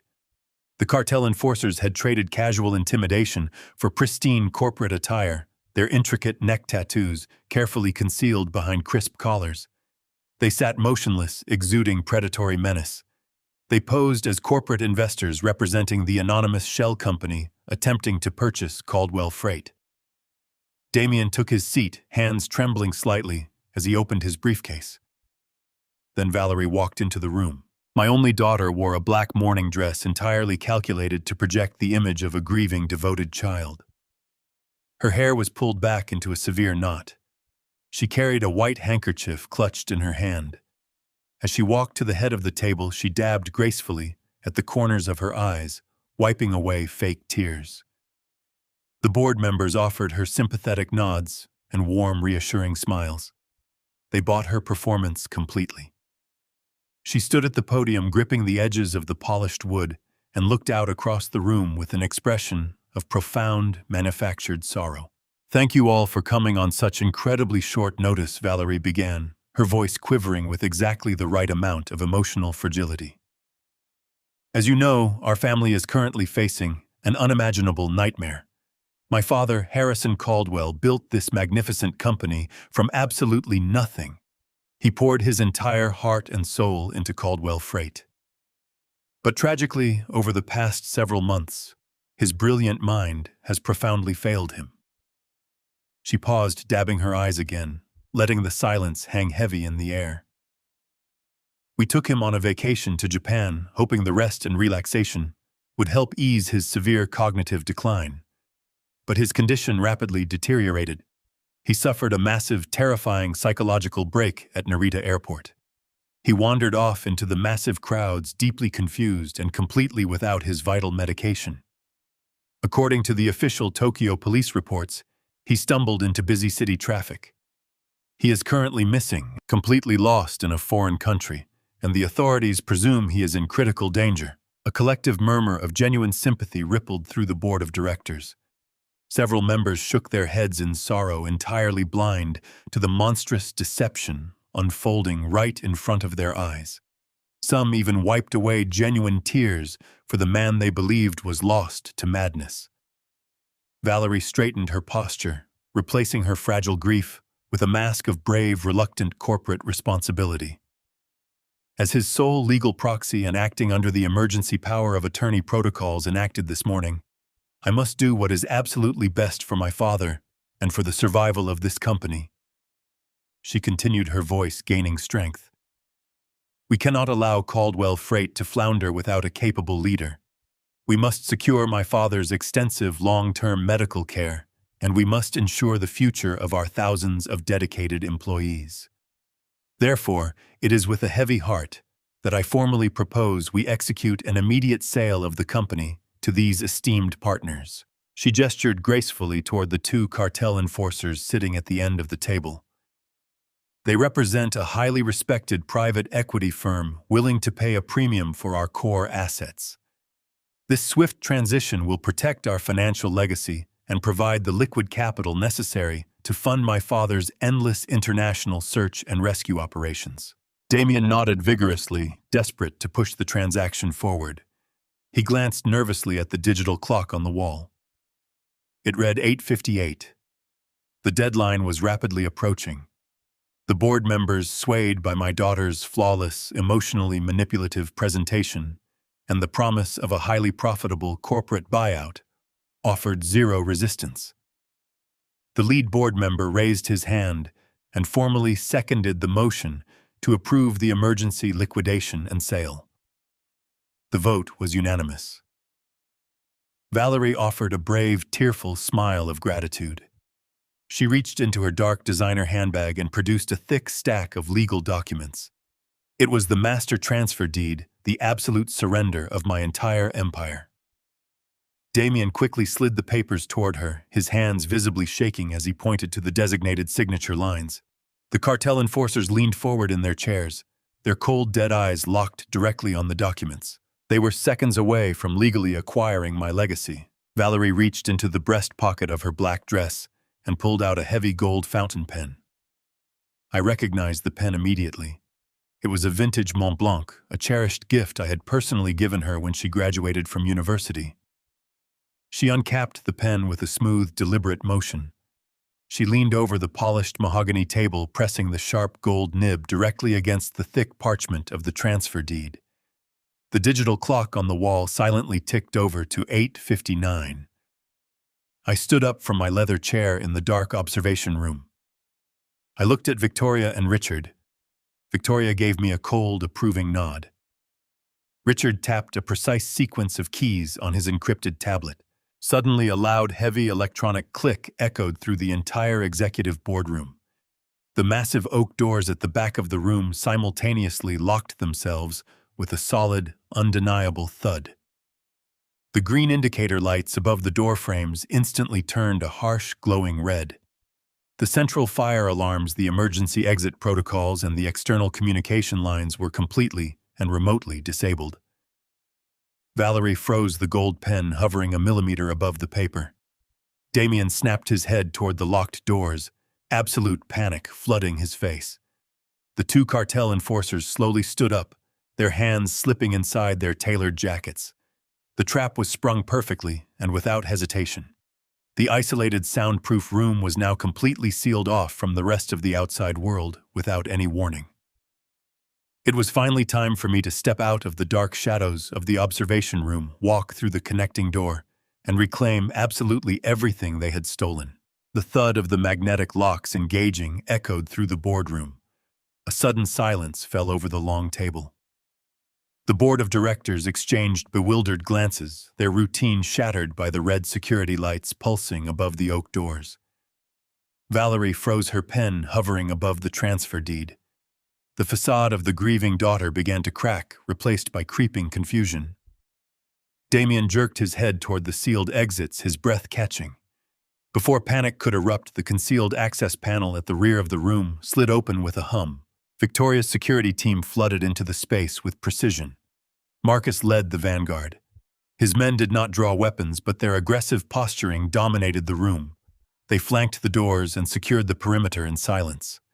The two cartel enforcers at the far end of the table tensed their hands, dropping below the edge of the surface, recognizing the shift in power. Then I stepped out from the dark, quiet shadows of the hidden observation room and into the harsh, fluorescent light of the executive boardroom. I was not the confused old man they had abandoned in a Tokyo airport terminal. I was not shaking. I was not dizzy. The toxic fog of the heavy sedatives had been purged from my system, replaced by a burning clarity. I wore my sharpest bespoke suit, my posture rigidly straight. I walked with the authority of a man who had built this empire from a rusted truck. My eyes locked onto my daughter, burning with unadulterated fury. Valerie let out a piercing scream that shattered the silence. Her hand spasmed, dropping the vintage pen. It hit the table with a clatter, knocking over her coffee cup. A dark pool of liquid spread rapidly across the transfer deed, ruining the forged document she was seconds away from signing. She scrambled backward, her black dress tangling around her legs as she pressed against her chair. Her eyes were wide with horrifying disbelief, staring at me as if a corpse had just clawed its way out of the earth. Damien fared much worse.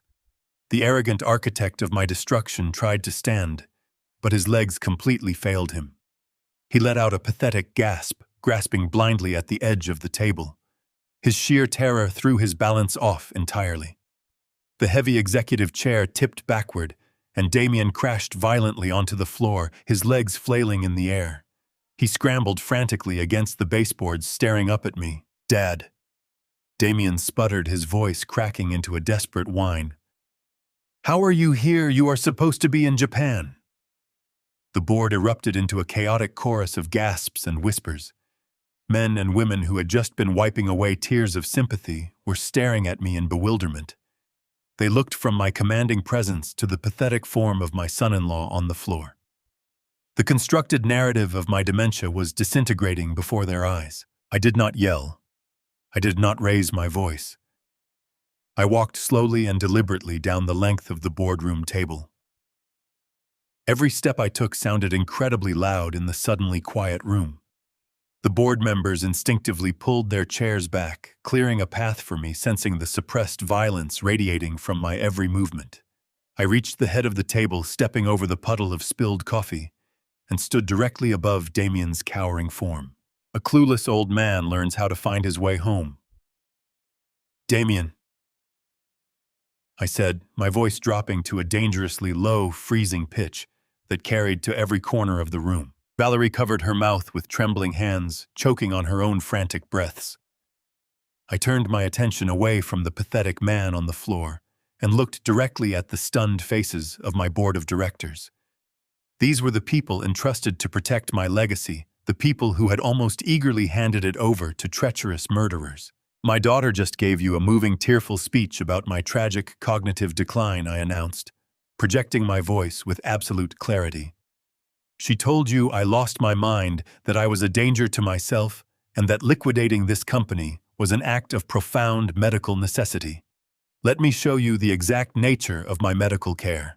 I reached into the inner pocket of my suit jacket and pulled out Victoria's encrypted iPad. I slammed it down onto the center of the mahogany table with a resounding crash. I tapped the screen once, bringing up the audio file we had extracted from the hidden surveillance cameras planted inside my estate. I turned the volume to the maximum. The crystal-clear audio feed filled the boardroom. Damien's mocking voice echoed off the walls, bragging to Valerie about how easily his doctor friend falsified my brain scans using records from an Alzheimer's patient. The board members gasped in unison. Then the audio shifted to the most damning confession of all. The room listened in horrified silence as Damien gleefully detailed the heavy sedatives and severe antipsychotics Valerie had been feeding me under the guise of loving care. They heard him explain how the poison was designed to mimic dementia and systematically destroy my liver. A prominent board member stood up, his face pale with undeniable outrage. "Good God," he whispered, staring at Valerie as if she were a literal monster. "You were actively poisoning him." I let the recording continue playing. The final nail in their coffin reverberated through the speakers. Damien's voice grew frantic as he confessed his massive $15 million debt to a ruthless cartel from illegal offshore sports betting.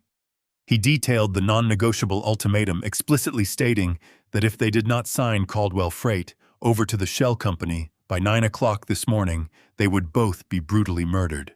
The revelation hit the boardroom like a physical shockwave. The directors scrambled away from the table, putting as much distance as possible between themselves and my daughter. The air in the room grew instantly thick with terror. The corporate buyout they had just approved was not a strategic business maneuver. It was a desperate ransom payment to an international crime syndicate. At the far end of the mahogany table, the two cartel enforcers immediately realized the catastrophic reality of their situation. The flawless transaction they had been sent to supervise was a complete setup. The quiet facade of the corporate investors instantly vanished. The taller enforcer cursed violently under his breath, his eyes darting toward the locked oak doors. He pushed his chair back with a harsh scrape, his hand diving aggressively inside his tailored suit coat, reaching for the heavy weapon concealed beneath the fabric. His partner mirrored the aggressive movement, rising quickly from his seat to prepare for a violent exit. I did not flinch. I did not step back. I simply looked down the length of the table at the two hardened killers and allowed a dark, chilling smirk to spread across my face. I would not do that, I commanded, my voice slicing through the tense air with absolute authority. You are not the only ones invited to this very crucial meeting. The two cartel enforcers did not even have the chance to fully draw their concealed weapons. Before their fingers could wrap around the grips of their heavy firearms, the massive oak doors at the rear of the executive boardroom practically exploded inward. The heavy wood splintered under the sheer force of a coordinated tactical breach. A blinding flash of strobe lights illuminated the terrified faces of my board of directors. Dozens of heavily armed federal agents flooded into the confined space, a tidal wave of dark tactical gear and uncompromising authority. The deafening shouts of federal commands shattered the tense silence, bouncing off the polished mahogany walls with terrifying intensity. Richard Sterling and his contact from the Federal Financial Crimes Division, Aisha, had choreographed this raid with absolute perfection. The highly trained FBI agents had been listening to the live audio feed right alongside us, waiting for the precise moment the cartel revealed their deadly intentions. Now the trap was fully closed. The agents moved with ruthless, practiced efficiency. Several tactical lasers cut through the dusty air, painting the chests of the two stunned cartel investors. The taller enforcer hesitated for a fraction of a second, his hand lingering inside his tailored jacket. A towering agent slammed the butt of his rifle into the man's shoulder, sending him crashing into the long table. In slightly less than 10 seconds, both cartel enforcers were violently disarmed, their arms twisted painfully behind their backs, and their faces shoved hard against the cold, spilled coffee on the polished wood. The heavy click of steel handcuffs echoed loudly, signaling the definitive end of their violent reign. The board members scrambled into the far corners of the room, clutching their briefcases and gasping for air. They were completely paralyzed by the sudden, overwhelming display of federal power. I remained standing perfectly still at the head of the table. I watched the physical manifestation of my vengeance unfold without blinking. The room smelled of ozone, spilled coffee, and pure, unfiltered panic. The armed agents quickly established a secure perimeter, their weapons lowered, but ready, their eyes constantly scanning the terrified executives. Once the two cartel operatives were forcefully dragged away from the table and shoved into the corner, the chaotic shouting finally subsided into a heavy, ringing silence. The air felt thick, charged with the devastating reality of the failed coup. Valerie was still pressed hard against the back of her chair, her perfectly manicured hands covering her mouth, her eyes wide with unadulterated horror. She looked completely unrecognizable from the confident, grieving daughter who had stood at the podium just minutes prior. Her carefully constructed facade of mourning had completely dissolved, leaving behind nothing but a frightened, treacherous fraud. Damien remained trapped on the carpeted floor where he had fallen. His knees pulled tight against his chest, his expensive suit ruined and wrinkled. He was hyperventilating, his chest heaving with rapid, shallow breaths as the federal agents stood towering over him. He finally understood that his massive $15 million debt was no longer his biggest problem. I slowly adjusted the cuffs of my bespoke suit, allowing the profound weight of my restored authority to settle over the shattered boardroom. Richard Sterling stepped forward from the shadows near the entrance, flanked by the stoic federal prosecutor.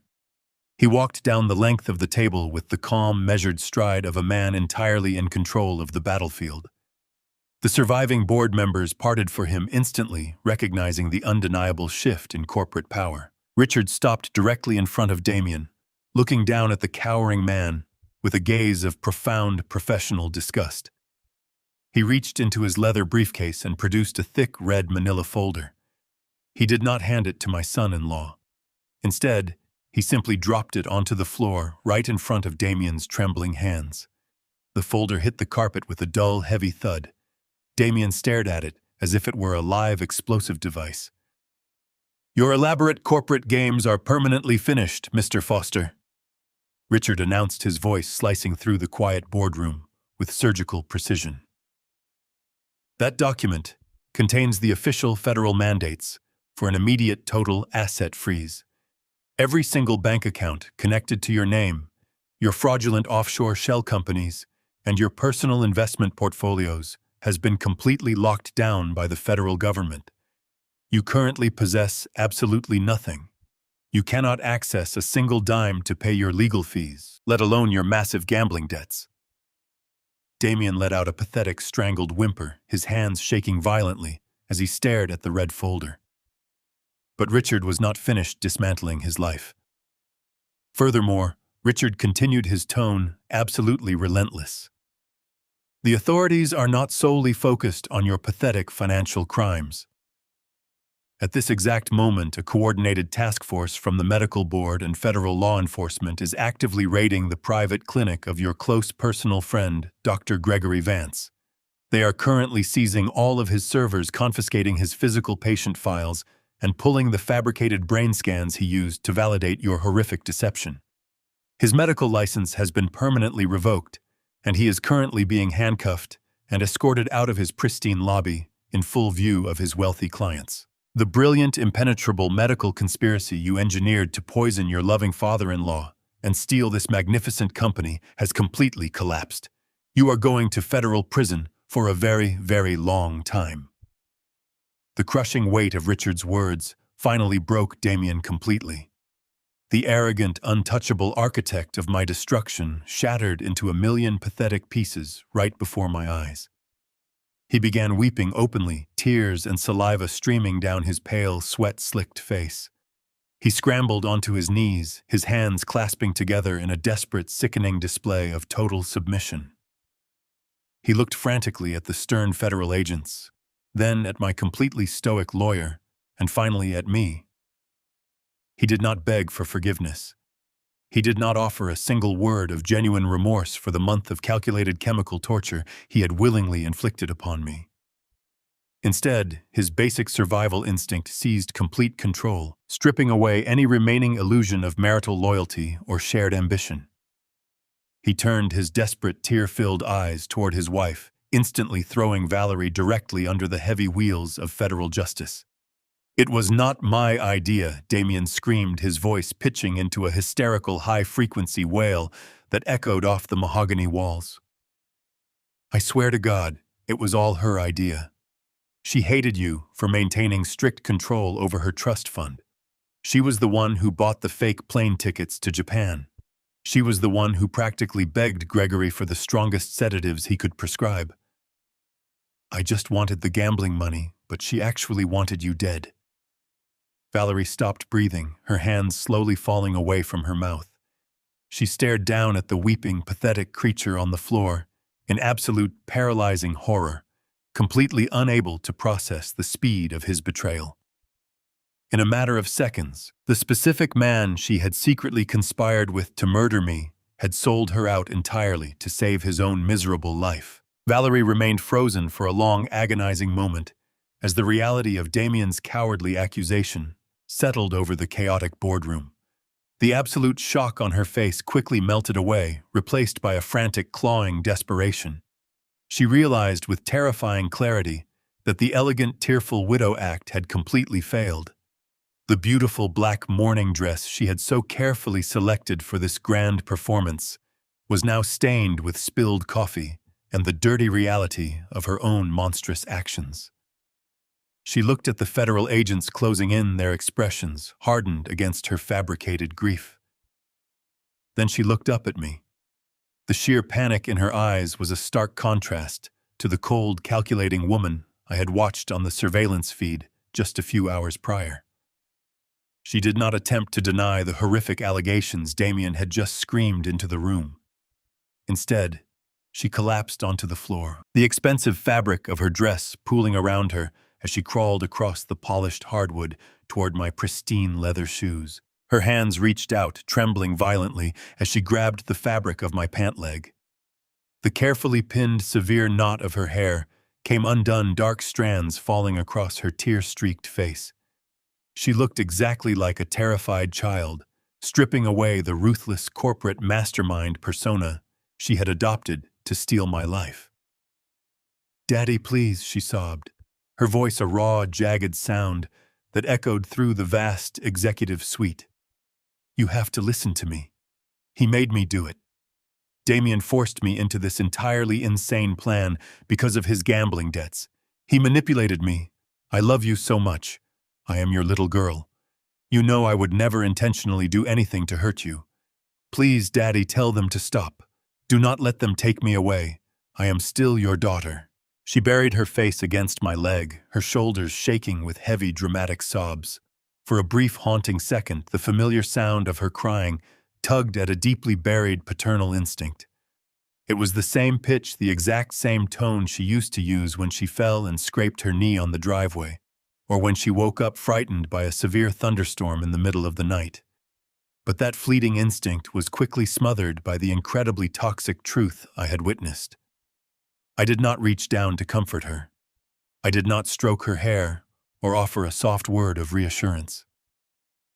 I remained standing perfectly still, my posture unyielding, looking down at my own hand resting firmly on the edge of the mahogany table. My gaze locked onto a thick, raised burn scar slicing across the knuckles of my right hand. It was an old, faded mark, but the brutal memory of how I acquired it remained sharply vivid. 19 years ago, when the company was still struggling to secure its footing, money was incredibly tight. Valerie was turning 16, and she had relentlessly begged for a lavish, incredibly expensive designer dress for her birthday party. I could not afford it. The business accounts were completely drained, but I could not bear the thought of disappointing my little girl. I took a grueling secret double shift at a freezing, dilapidated distribution warehouse on the south side of the city. I spent 48 consecutive hours hauling heavy rusted metal crates in sub-zero temperatures just to earn the extra cash required to buy that dress.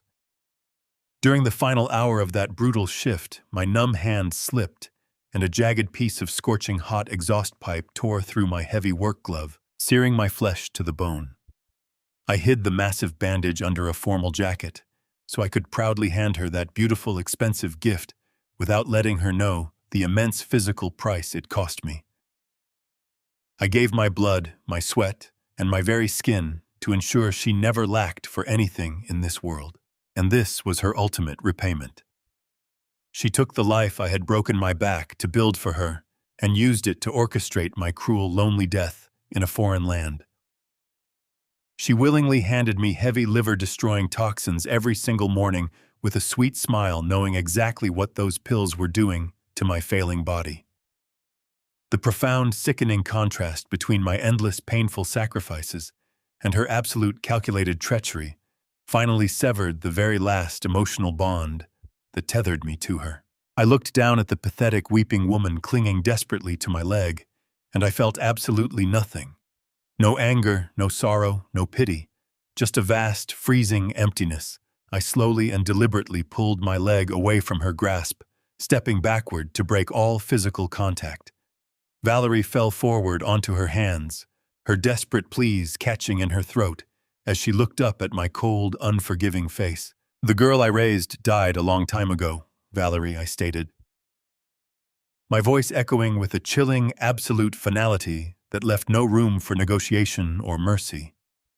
"You did not just make a mistake. You left me to die a confused, agonizing death in a foreign country so you could sell my life to a violent cartel. You poisoned me while calling me your father. Now your ticket is permanently canceled, and I am no longer paying for your ride." Valerie let out a long, horrifying scream as the definitive reality of my absolute rejection finally registered in her treacherous mind. She lunged forward, trying to grab my hand, but she never reached me. 2 federal agents moved in with aggressive speed. They grabbed her arms, hauling her forcefully off the polished floor. Valerie thrashed and kicked, her designer heels sliding against the wood as they slammed her against the heavy mahogany table. The sharp, unmistakable sound of steel handcuffs ratcheting tightly around her wrists filled the room, sealing her fate completely. "Valerie Foster, you are officially under arrest," the lead agent announced, his voice booming over her frantic, hysterical screaming. "You are currently being charged with severe elder abuse, massive medical fraud, corporate embezzlement, and conspiracy to commit manslaughter. You have the right to remain completely silent." They did not give her a chance to speak another word. The agents dragged my daughter toward the shattered doorway, her loud cries echoing down the long corporate hallway until they finally faded into the distance. Damien had already been hauled out, weeping pathetically, as he was escorted to a waiting federal transport vehicle. The 2 heavily tattooed cartel enforcers were secured and marched out through the service elevators, their violent presence permanently removed from my building. The stunned board members were quietly ushered out by Richard, their heads bowed in profound shock and absolute shame. Within 10 minutes, the chaotic, crowded room was entirely empty. The flashing tactical lights were gone, and the heavy shouting had completely ceased. I stood alone at the head of the massive boardroom table, surrounded by the absolute deafening silence of my reclaimed empire. The morning sun streamed through the floor-to-ceiling windows, illuminating the spilled coffee and the ruined transfer deed left behind. I slowly walked over to the windows, looking out at the vast, sprawling city below. My life was forever altered, my family irreparably shattered, but my legacy was finally safe. Exactly 1 week had passed since the federal raid completely shattered the executive boardroom. The chill of the Chicago morning felt completely different today. It no longer carried the freezing sting of betrayal. Instead, the air felt crisp, clean, and undeniably refreshing. I sat behind the mahogany desk in my private office, quietly watching the television. The news cycle was dominated by the spectacular downfall of the Foster family. The media had ruthlessly dissected their incredibly toxic conspiracy. The glamorous facade they meticulously maintained was completely obliterated, replaced by a grotesque portrait of greed and moral decay. Damien Foster, the arrogant architect of his ruin, was no longer wearing his tailored navy suits. The news footage showed him walking into a federal courthouse wearing an orange detention uniform, his wrists heavily shackled. He was facing 20 years in a maximum security federal penitentiary. The aggressive prosecutors had compiled an airtight case against him, citing money laundering, cartel ties, and severe corporate fraud. The debt he owed the violent syndicate had effectively sealed his grim fate. Valerie, the daughter I sacrificed everything to protect, was faring no better under the crushing weight of federal justice. The news anchors detailed her calculated crimes with a tone of profound, undeniable disgust. She was facing 15 years behind bars. The severe charges of elder abuse, medical fraud, and conspiracy to commit manslaughter had completely horrified the public. The sweet smile she used to hand me those toxic sedatives had been exposed as a lethal weapon.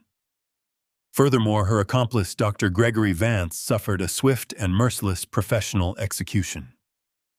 The Federal Medical Board immediately revoked his prestigious license, raided his private clinic, and seized his fabricated diagnostic equipment. He was sitting in a cold federal cell, his career transformed into a heavily publicized cautionary tale. I turned my attention away from the television screen and looked directly down at the towering stack of crisp white documents resting in the center of my desk.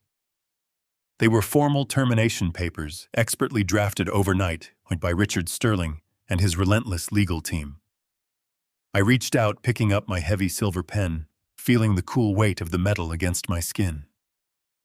I did not feel a single ounce of hesitation as I began to sign my name at the bottom of every page. I was systematically firing the entire executive board of directors. Every single man and woman who sat in that boardroom last week and blindly nodded along to Valerie's flawless performance was being permanently removed.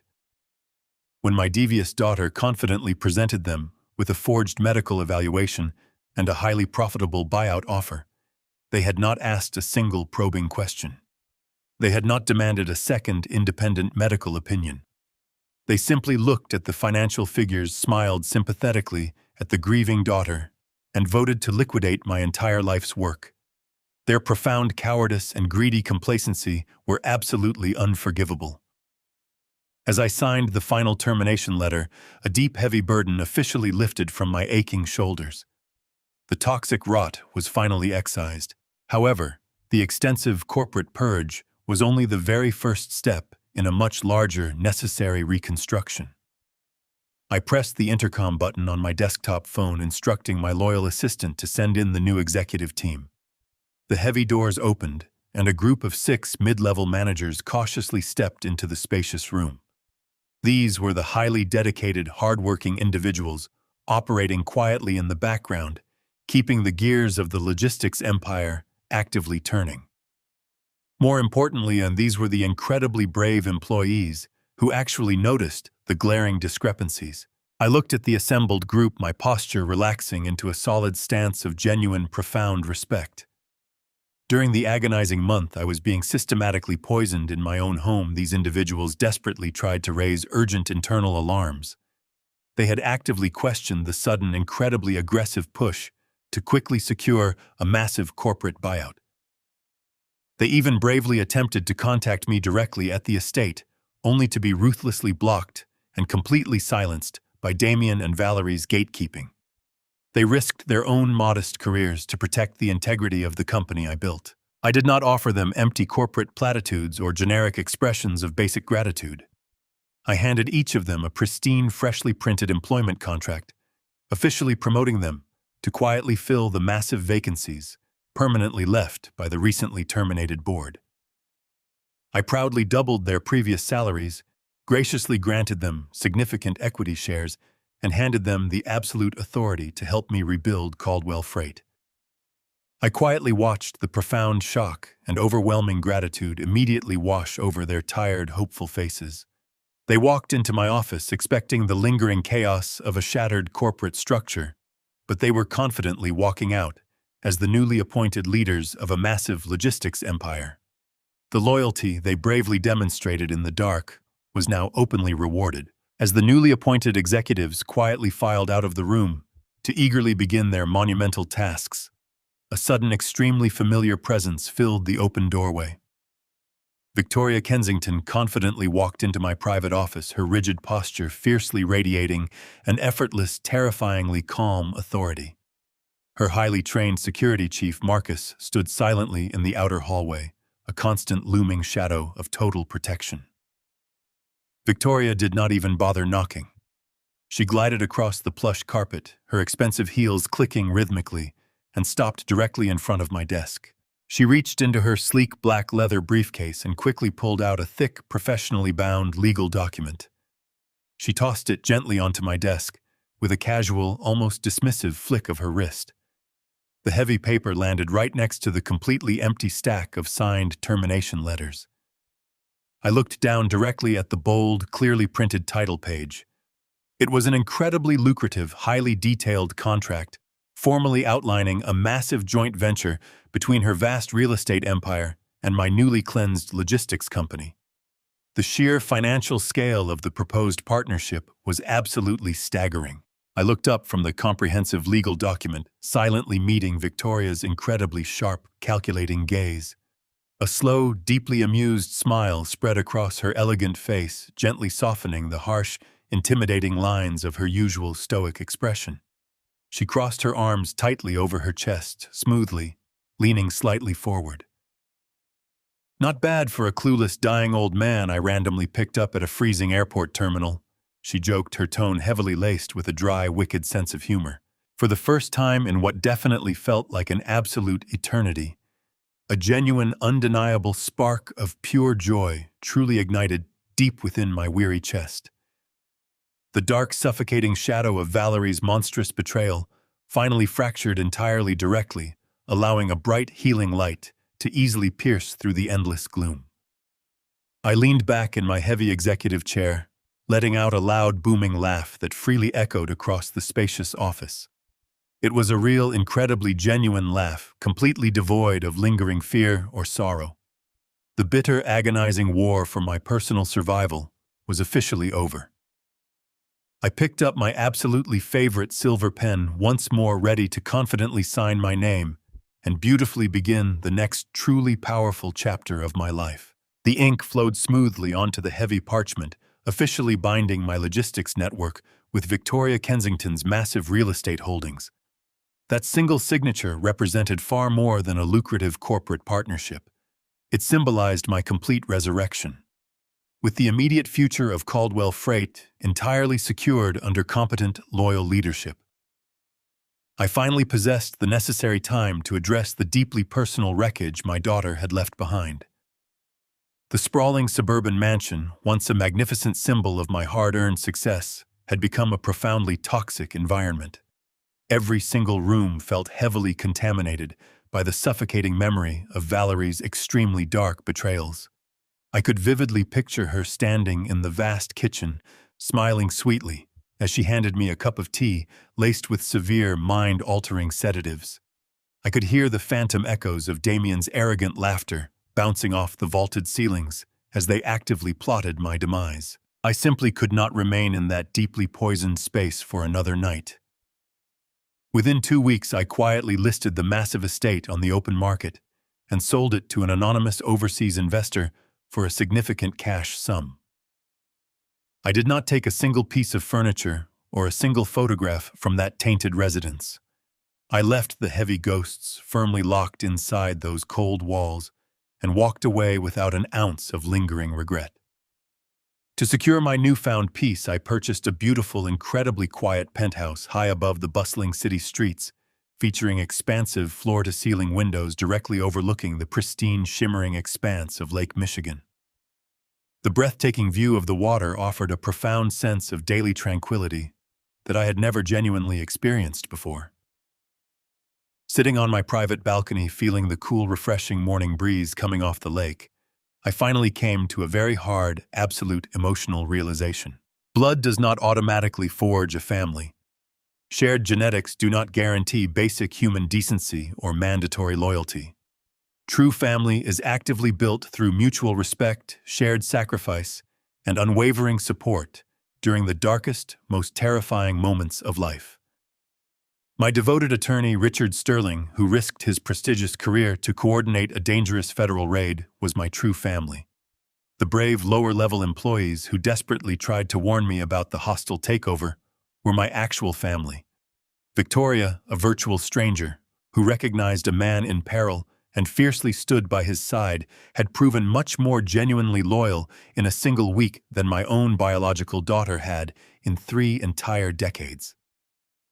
This profound realization sparked a deep, burning desire to fundamentally change how I utilized my vast personal wealth.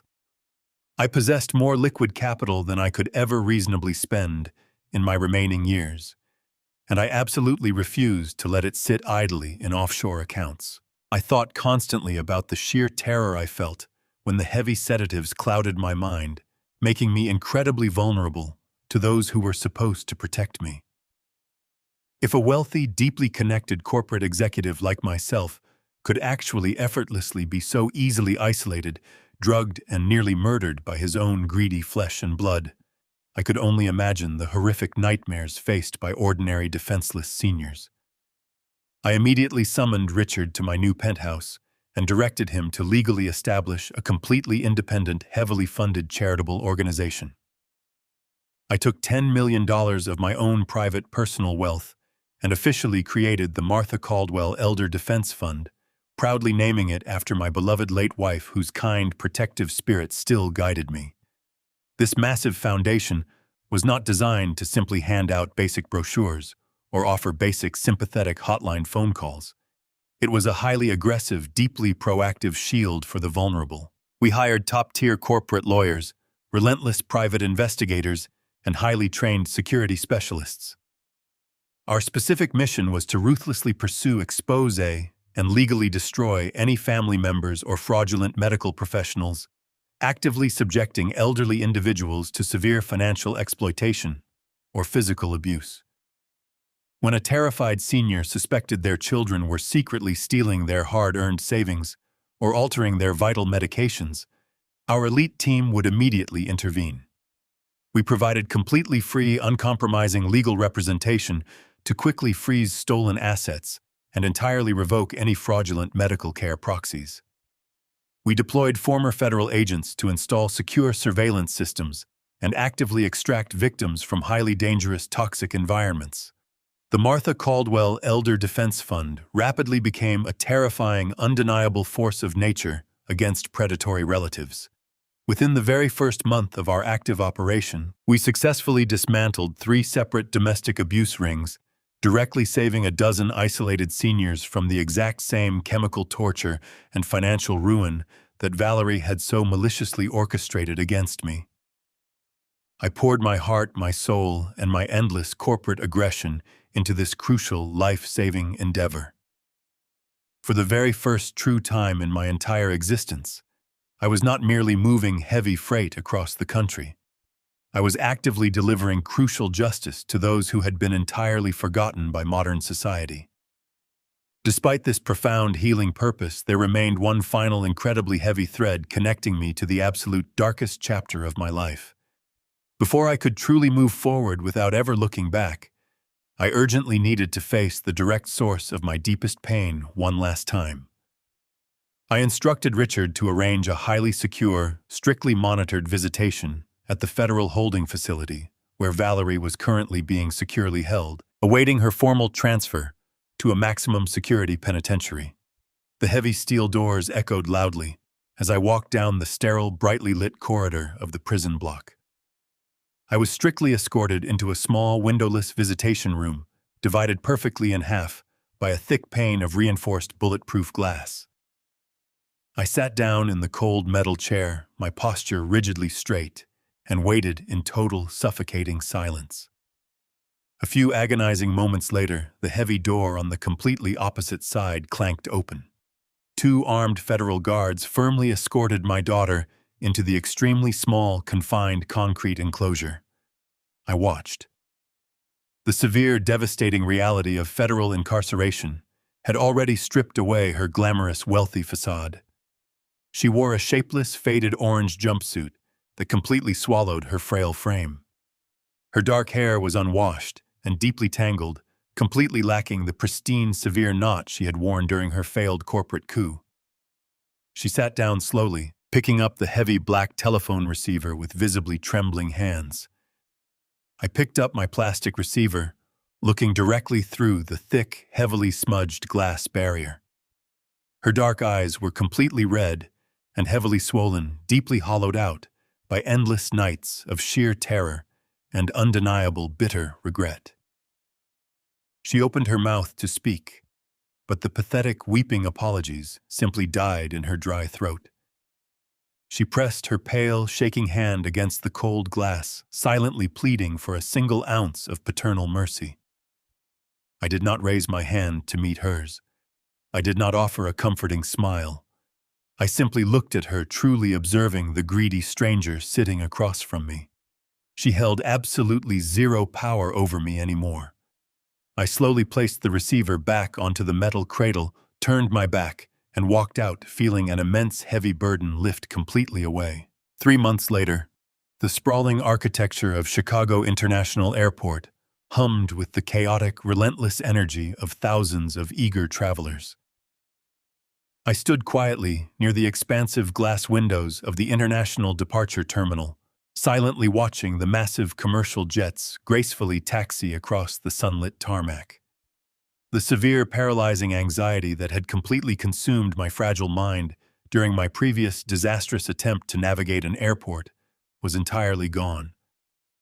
My hands rested comfortably at my sides, perfectly steady and completely still.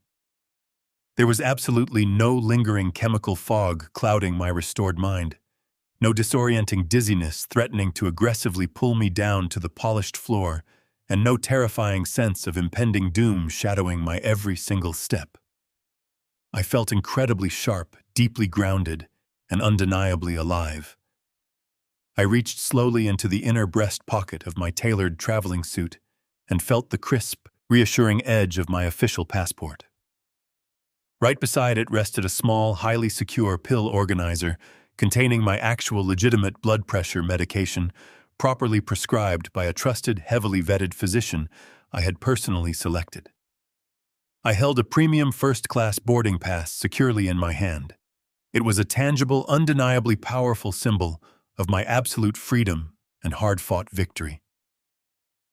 The heavy, suffocating shadows of the past 3 months had finally and permanently lifted from my tired shoulders. The endless, exhausting legal battles were formally concluded. The intense, highly publicized media circus surrounding the disgraced Foster family and their incredibly shameful downfall had gradually faded into nothing.